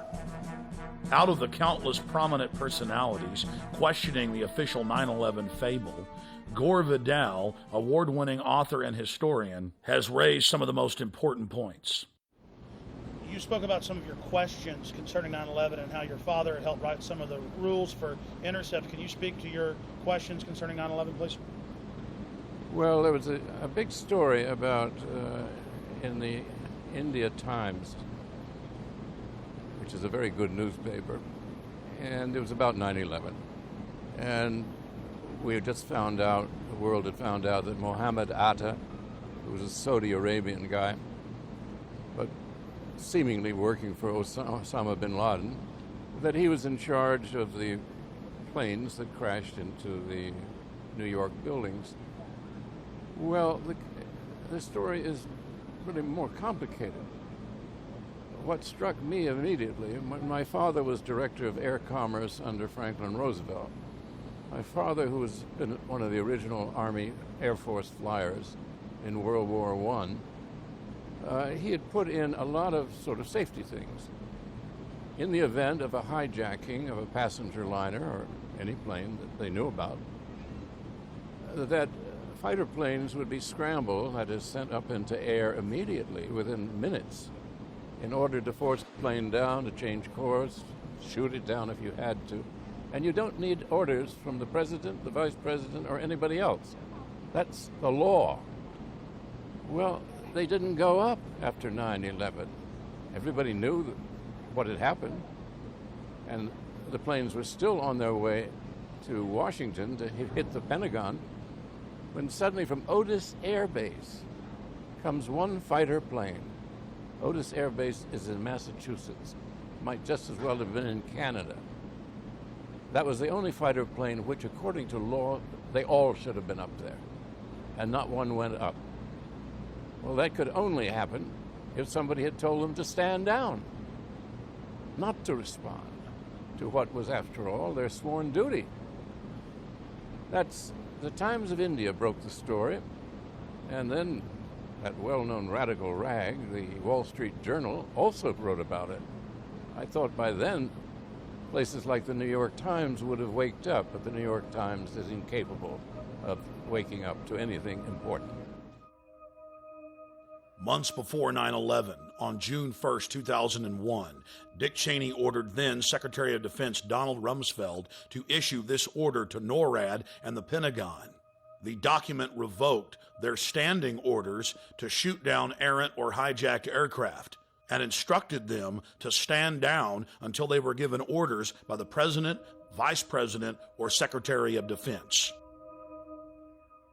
Then on 9/11, NORAD and the Pentagon waited for over an hour while the attacks were taking place for the orders to defend America that never came.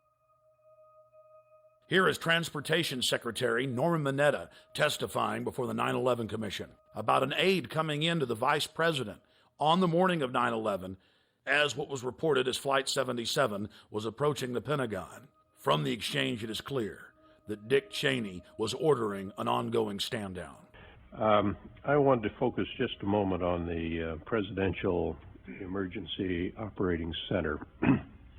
You were there for a good part of the day. I think you were there with the Vice President. And we had that order given, I think it was by the President, that authorized the shooting down of commercial aircraft that were suspected to be controlled by terrorists. Were you there when that order was given? No, I was not. I was made aware of it during the time that the airplane coming in to the Pentagon. There was a young man who would come in and say to the Vice President, the plane is 50 miles out.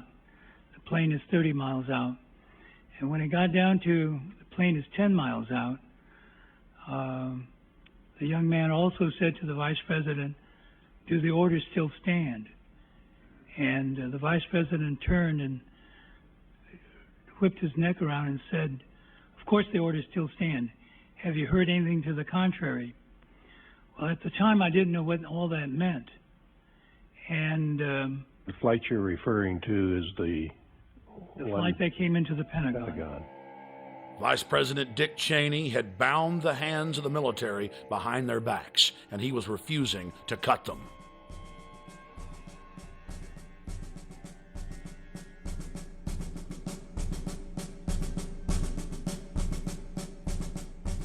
On the 5th anniversary of the September 11th coup against America, thousands of citizens took to the streets of New York to expose the cover-up.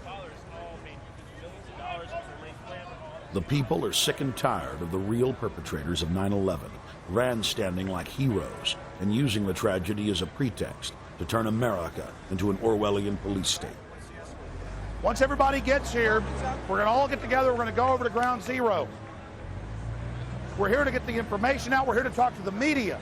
We're here to make sure that the official story continues to collapse. We're here to expose the terrorists, the people that really carried out 9/11, the criminals inside the military-industrial complex.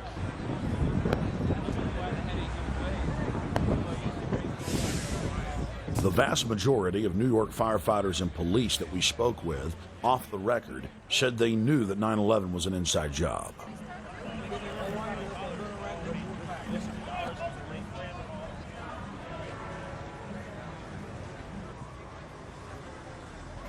In 1933, Adolf Hitler staged a terror attack on the German Parliament building, the Reichstag, to blame it on their political enemies and set up a police state.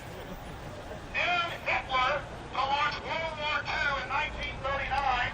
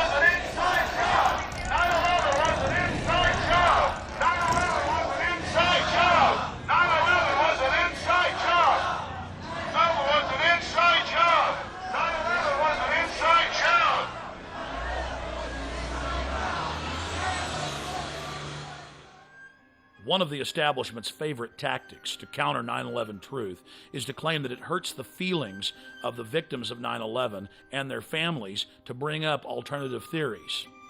Bill Doyle is the head of the Coalition of 9/11 Families, the largest 9/11 victims organization. He reported to us that the majority of the members of his group believe that 9/11 is an inside job and that they're sick and tired of the massive concerted effort to cover up the truth by the controlled corporate press and the government.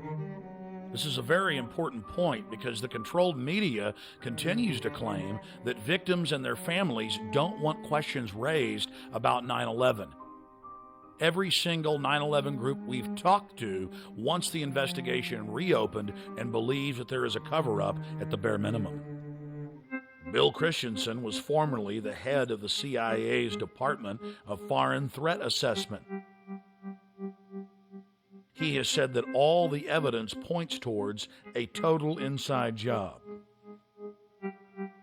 Former CIA clandestine case officer Robert Steele has gone on record saying there's enough evidence to indict Dick Cheney for involvement in 9/11. In early June of 2006, we traveled to Chicago to meet with fellow 9/11 truth seekers and expose the official story as a fraud. You cannot hide the truth. You will not hide the truth. It's coming out. Your crimes are coming out. Ladies and gentlemen, 9/11 is an inside job. It's a self-inflicted war. It's a government false flag terror operation. Research it. More people are waking up every single day. More people realize what the stakes are. They love their families, and they understand that the government is carrying out terrorist attacks as a pretext to re-engineer America into a police state. Why? To capture us to be their political slaves, to use us as an engine of global empire, to invade the planet. While in Chicago, we had a chance to again speak with former MI5 agent Andy Michon. I'm convinced that 9/11 was an inside job. And there are a number of compelling reasons why I think it was an inside job. Primarily, the collapse of the Twin Towers, which look to me to be controlled demolitions. Also the collapse of Building 7 of the World Trade Center complex. Also the fact that the air defences were stood down that day, who benefited from the attacks, of course. So there were a lot of put options put on the airlines that suffered during those attacks. It's a whole range of different evidence that adds up to something very, very suspicious about 9/11. I feel passionately that we need to expose the government involvement in 9/11 because if we don't, they will keep doing this in future. There will be another attack in order to justify another unjustifiable war. We also spoke with Dr. Morgan Reynolds. No matter how much our inert public wants to avoid this, it's eating away. It's willful denial, willful ignorance. It's eating away at the underbelly of America. And we aren't going to solve our problems by ignoring 9/11. The biggest smoking gun then and now is WTC-7. How can anyone watch it without some kind of a psyop or verbiage accompanying it and not look at that and say, hey, that building was just demolished, just the way the Las Vegas Sands was, or the Seattle Stadium, etc. Just there's no way around that. Here we are in so-called broad daylight. It's 5:20 p.m. and we've got cameras on it. And what other explanation can there be for this very conventional-looking collapse when under 7 seconds? That just has crime, inside job written all over it. We need real convictions. We need arrests. We need prosecutions.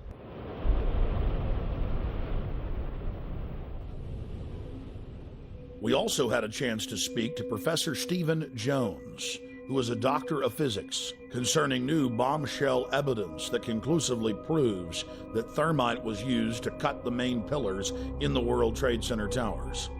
There is this molten material flowing out of the South Tower just before its collapse.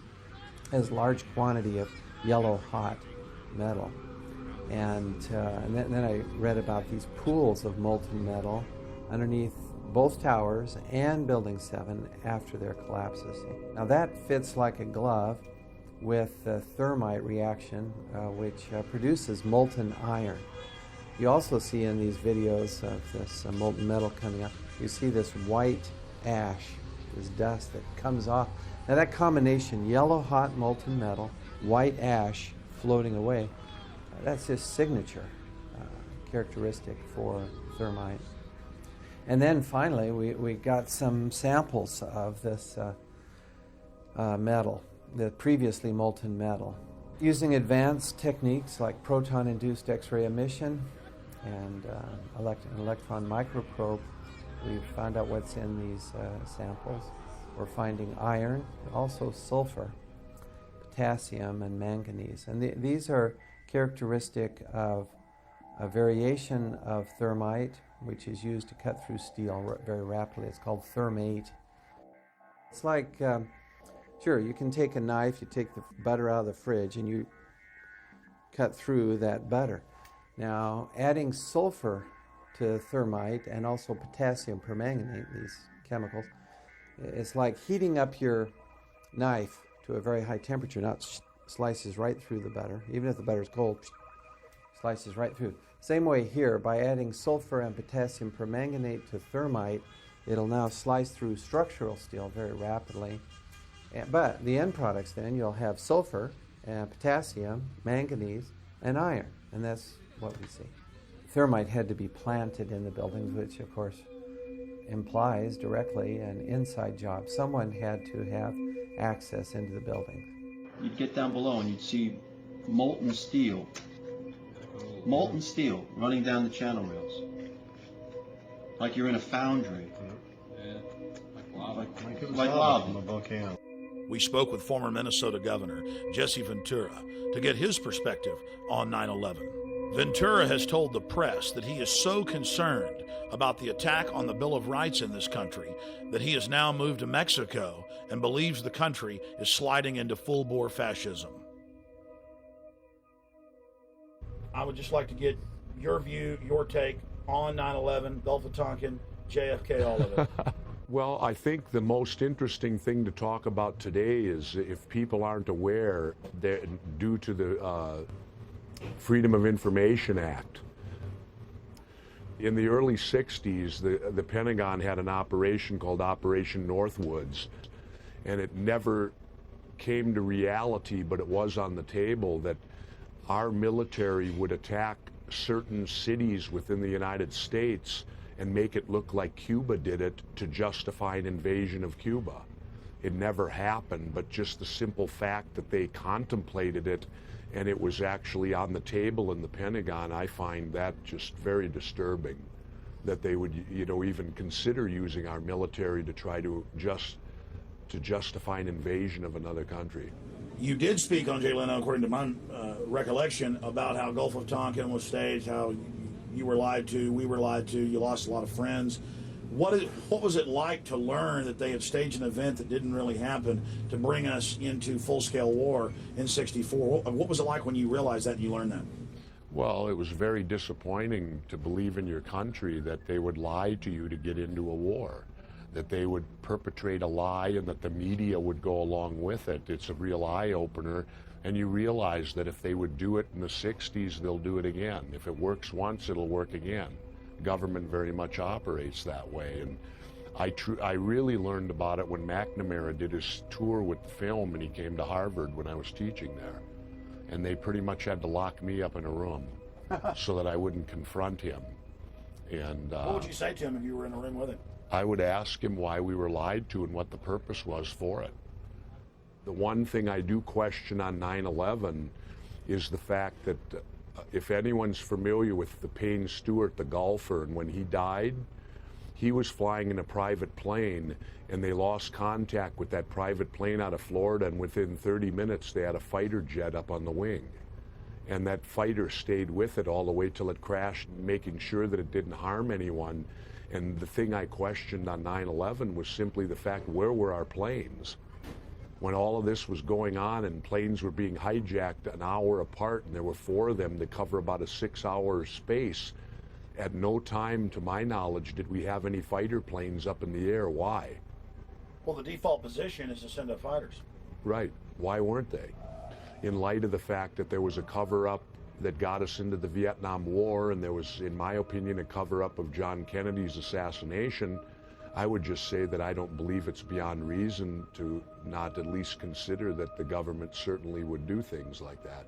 Then in mid-March of 2006, actor Charlie Sheen went public on my syndicated radio show and simply called for a new independent investigation and questioned the official story. Sheen knew that the establishment lapdogs would attack his personal past, whether real or manufactured, instead of challenging him on the facts. So Charles Sheen preemptively challenged them to challenge him on the facts, something they steadfastly refused to do. Literally hundreds of vicious hit pieces were written in newspapers worldwide. Every old rumor was dredged up and thrown at Sheen, and a fresh raft of allegations was launched at him. The only national television program that was fair in its presentation was Showbiz Tonight with A.J. Hammer on CNN. On Showbiz Tonight, Charlie Sheen speaks out on a controversial theory that the government covered up what really happened on 9/11. Taking over 4 commercial airliners and hitting 75% of their targets, that feels like a conspiracy theory. Tonight, we dig even deeper. The host of the radio show on which Sheen leveled his startling allegations joins us live right here on Showbiz Tonight. The radio host who interviewed Sheen is Alex Jones of the Genesis Communications Network. Alex joins me live from Austin, Texas to talk about Sheen's riveting comments. Alex, as I mentioned, the response that we got from doing this story last night, absolutely shocking. So I want to know how it actually all came about. How did the interview with Charlie Sheen actually happen? Did you guys reach out to him? Did he call you? What was the deal? Well, just to make something clear, Mr. Sheen has amazing courage to do what he's done, and he contacted me. He's been watching my documentaries for years. He's one of the most informed people that I've talked to in Hollywood on this subject. Listen, for years, Hollywood's been on fire with people knowing the truth about 9/11, and I was the first to expose 9/11 on the day. In fact, 2 months before, I had intel that elements of the military-industrial complex were going to carry out the attack. I said they'll use bin Laden, the known CIA asset, as their patsy to take the blame for attacking the towers. So Mr. Sheen is only exceptional in that he has courage in going public, courage that no one else in Hollywood had. I mean, here's a CNN poll from Anderson Cooper a year and a half ago where they said, is the government covering up 9/11? Could they be involved? 90% when the poll closed on CNN said this. So listen, I have my own syndicated show. I've done 4,000 radio interviews in the last 4.5 years. Almost no one calls in and disagrees now. We have the majority view, and we have the evidence. And bottom line, there are declassified U.S. government documents like Operation Northwoods that ABC News reported on back in 2000. Operation Northwoods, Google it, and in there the U.S. government, an element of it said we want to hijack jets by remote control, crash them, and blame it on the Soviet Union and Cuba. Now, that was decades ago. This is why we believe this. Right. Then you look at the official story, the firefighters, the police, hundreds of them saying there were bombs in the buildings. They were told to shut up. You look at Building 7, detonators are going off. You can see the explosions. And Alex, a lot of this is what Charlie Sheen was covering. I'm actually just curious, did he reach out to you guys? Is he the one who put the call into you? Sure, is that how he wound up on your show? Sure, he called me a few weeks ago and said that he loves this country. He has nothing to gain from this. I mean, in fact, it's dangerous for him to do. But he said, I love this country and my kids so much that I'm going to do this, Alex. And I said, God bless you, because now it may spur other Hollywood people who've got major pull, who know the truth, to start going public. Look, it's really simple. Let's understand this, okay? 9/11 was an inside job. It was a self-inflicted wound, and what Charlie Sheen is doing is just amazing, and he can only be commended for it, and all he's calling for is a real investigation. I go further at Infowars.com and PrisonPlanet.com. We lay out how it happened, what took place, and it's not just Charlie Sheen. I've interviewed. CNN has interviewed some of these people, the only network that I've seen doing it. You guys have interviewed. There have been physics professors that have gone public. There have been the heads of mining colleges that have gone public. George Bush Sr.'s top CIA advisor who briefed him and briefed Ronald Reagan, one of the highest level guys at the CIA, says our government is clearly involved in carrying out terror to blame it on foreign enemies. Did you know that on CIA.gov they admit that they carried out terror attacks in 1953 to blame it on Mohammad Mossadegh in Iran as a pretext to overthrow Iran? I'm all good stuff and all stuff that needs to be talked about. But the question is why? Why have so many of the major media outlets not talked about these alternative theories that exist behind 9/11? Why is that? Mark Twain said that in the beginning a patriot is a scarce man, hated and feared and scorned, but in time when his cause succeeds, the timid join him, because then it costs nothing to be a patriot. A lot of people don't have the courage that you have, AJ. A lot of people don't have the courage of Charlie Sheen. They don't have the courage of the German defense minister, Andres von Bülow, What do you think, who 2 years ago what do you went think public. they're afraid of that's going to happen to them? They're afraid of being beaten up by the hordes of neocon intimidators who try to go out there with their Gestapo Nazi tactics to try to bludgeon everybody with their blogs and radio shows to shut up. But they've lost power because people have learned that they're a bunch of liars. They lied about the WMDs. They've lied about everything, and now their credibility is totally blown. The new White House memo just came out where Bush was talking about staging the shoot down of American planes to blame it on Saddam. That's public. That's admitted. We have been getting an overwhelming response to our Showbiz Tonight's question of the day. Charlie Sheen speaks out. Do you agree with his assertion that there is a government cover-up of 9/11? Let's take a look at how the vote is going so far. 82% of you say yes. Only 18% of you say no. I had a sense that that this thing was going to get hot. I didn't realize that, as you say, it was going to go supernova. That if they continue to attack me personally, it only gives credence to our side of the argument. People want the truth.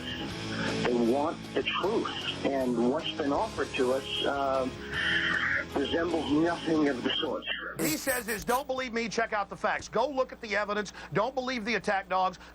It isn't about Charlie Sheen or Alex Jones or A.J. Hammer. Right. It's about NORAD standing down. It's about bombs in the buildings. It's about Pentagon documents saying they wanted to carry out these attacks and blame it on foreign enemies. This is all public. That's why all these physicists and politicians and people and congresswomen, ideas are bulletproof. And the New World Order better stop carrying out terror attacks. We've caught them over 200 times in the last 100 years. Western governments doing this. Hitler does it, the British do it, the Russians did it.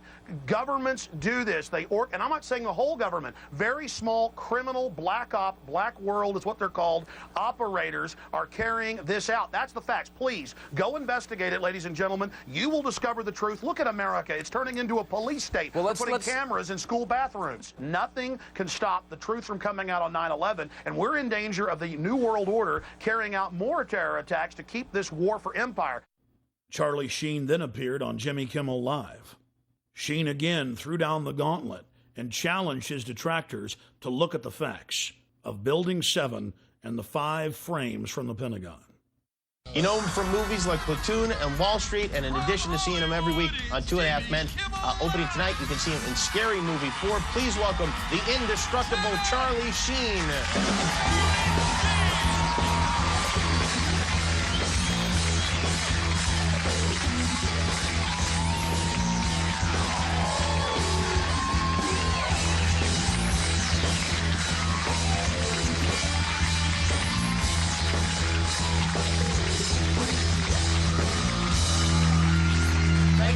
Happy almost Easter. Hey, back at you. Thank you. You had some interesting comments. You were on a radio show and you talked about 9/11, and you have is it a theory, or you just don't believe the government account of what happened on 9/11? I just had questions. Yeah? I had a lot of questions, and the forum I chose to voice those questions in is the Alex Jones radio show, and just because he's a guy that I've been a fan of and followed for a lot of years, and you know, I got attacked. I mean, there were a lot of hit pieces. The reaction was people get very mad when celebrities have opinions. No, I understand. Yeah. I understand. I know he's not qualified. He doesn't. You know, he's just who the hell is he to have an opinion about something so horrible? And you know, it was sad because they didn't really take a look at any of the stuff I was asking them to look at, any of the evidence or any of the stuff that generated those questions. You know, and they said, oh, he's another tinfoil hat wearing Hollywood clown. You know, and it's like the only. You know, I felt that the only real validation I needed was just being a tax-paying American that loves my country. Yeah, and I mean, it's just something that you wonder about, and you would like to know more about, sure. I assume. And do you, did you study the tapes? And I've done a lot of research, and it's not just me, it's the people that have come before me, the experts and the engineers and the physicists and the scientists and the scholars that raised a lot of these things, and I took a look at their research and said, yeah, it doesn't add up. A lot of it doesn't add up. Hence these questions, you know, and there's two areas. There's Building 7 and there's the 5 frames from the Pentagon. Don't listen to me. Do your own research, you know. But I think that, you know, what happened to a time in this country when we were entitled, when we had a constitutional and a God-given right to be curious about things that didn't make sense. That's all it was. Because we have a lot of cable shows now, and they need stuff to be mad about. So, you know, stuff like this is like, oh boy, we could yell about this for an entire week. And plus, with your dad being the president and all, it puts a lot of the focus on it. That's true. Yeah, I should have conferred with him before I came out publicly. You know? Within weeks of Charlie Sheen throwing down the gauntlet on national television, the federal government released 2 new videos, almost identical to frames released 4 years before by the Pentagon. We've got to ask questions about why the Pentagon could be attacked. This is supposed to be the most defended building in the world. We've got to look at the stills that were released from video footage of that day, which claim that a jetliner went into the side of the Pentagon and yet appear to show some kind of guided missile going in there. The establishment press chortled with glee, as if the new footage conclusively proved their claims. Tonight's other big story, the Pentagon releasing the first video showing American Airlines Flight 77 crashing into the Pentagon on September 11th. Well, that's a question. Does this prove once and for all that that is where that airplane crashed? Well, I would have thought that over the years that was never a question, but some folks had a question about that. I think that question is now once and for all answered. Since the first days of 9/11, the establishment press has only focused on the Pentagon controversy and not the hundreds of other smoking guns and serious questions that have been raised. We have to ask ourselves, why? As if it was by design, the new frames only intensified the debate. No passenger plane is evident in the still frames. They're more than happy to endlessly focus on the Pentagon, but they won't touch Building 7.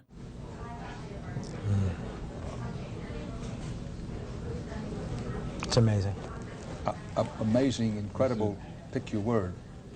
For the 3rd time today, it's reminiscent of those pictures we've all seen too much on television before, when a building was deliberately destroyed by well-placed dynamite to knock it down.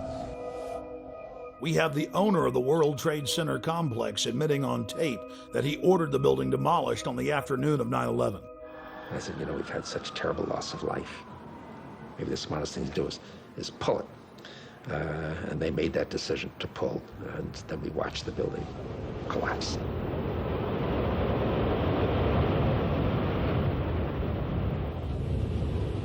During our on-the-ground investigations in New York City over the last 5+ years, we've talked to scores of eyewitnesses who had claimed that police and firemen told them to get back from Building 7 because it was going to be brought down or, quote, explode. Building 7, while I was listening to live feed from our local public radio station later in the afternoon, they talked about Building 7.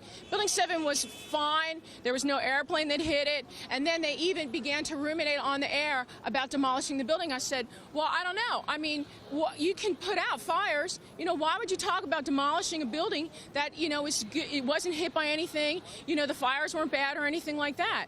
I will say that I spoke to a cop on 9/11 who said that it was going to come down. I don't know how he knew that. Now, archived CNN footage has surfaced showing video footage of a New York City police officer telling cameramen and civilians to get back from Building 7 because the building was going to blow up.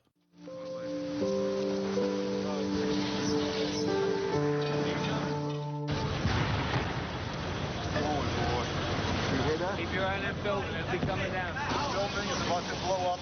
Move it back. All right, guys? Sorry. We are looking back. There's a building about to blow up. Flame, debris coming down. Just in the last few seconds, another building, building number 7, one of the buildings in support of the World Trade Center towers, has collapsed. This is no small building, as you can see, at 47 stories. It would stand out in most American cities.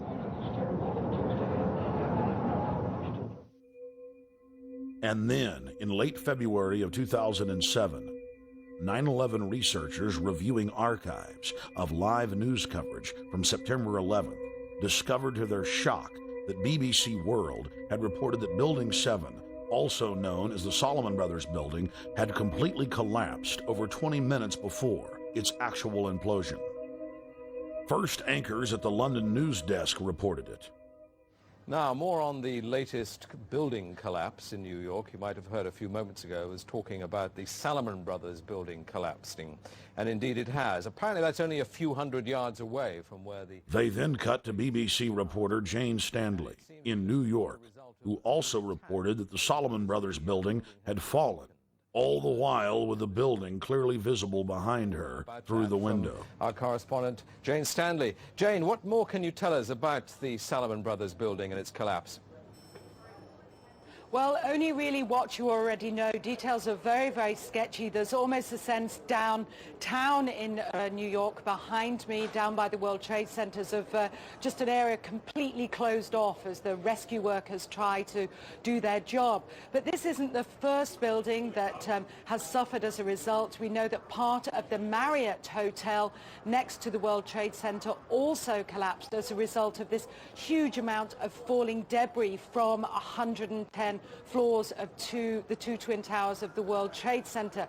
As you can see behind me, the Trade Center appears to be still burning. We see these huge clouds of smoke and ash, and we know that behind that there's an empty piece of what was a very familiar New York skyline.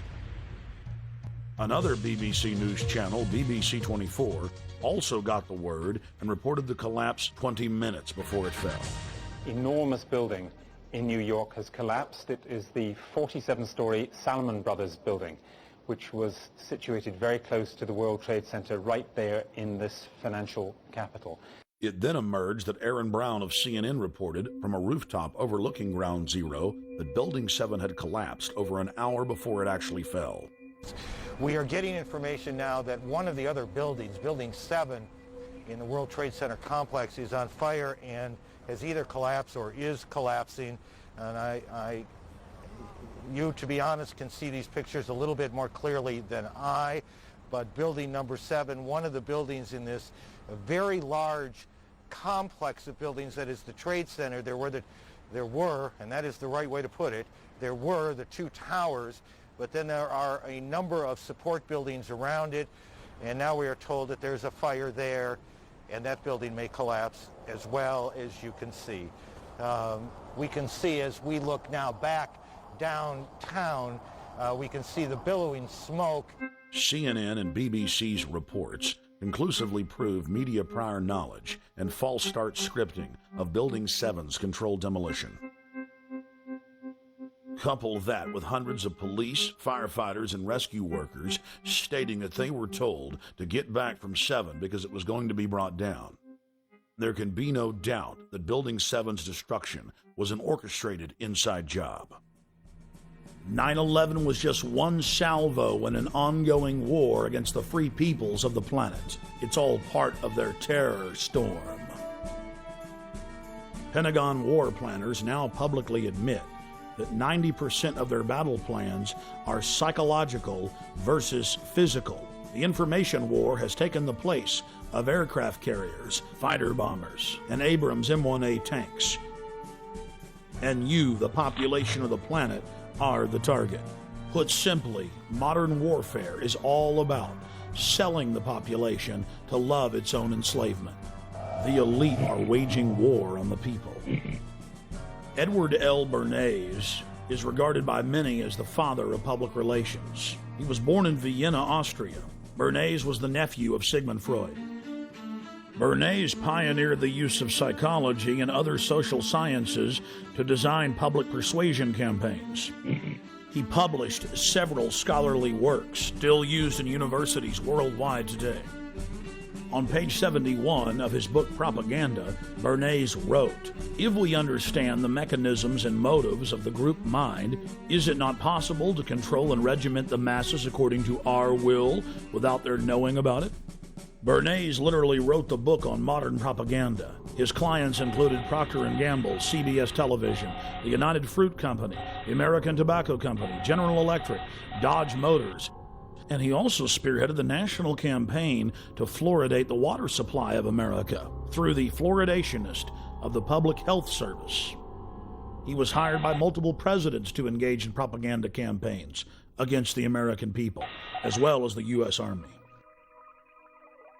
Another quote from his book, Propaganda: "The conscious and intelligent manipulation of the organized habits and opinions of the masses is an important element in democratic society. Those who manipulate this unseen mechanism of society constitute an invisible government, which is the true ruling power of our government. We are governed, our minds are molded, our taste formed, our ideas suggested, largely by men we have never heard of." Nazi propaganda minister Joseph Goebbels publicly praised Bernays on many occasions and stated that Bernays' work was the blueprint used by the Nazis to seize control of the Reich.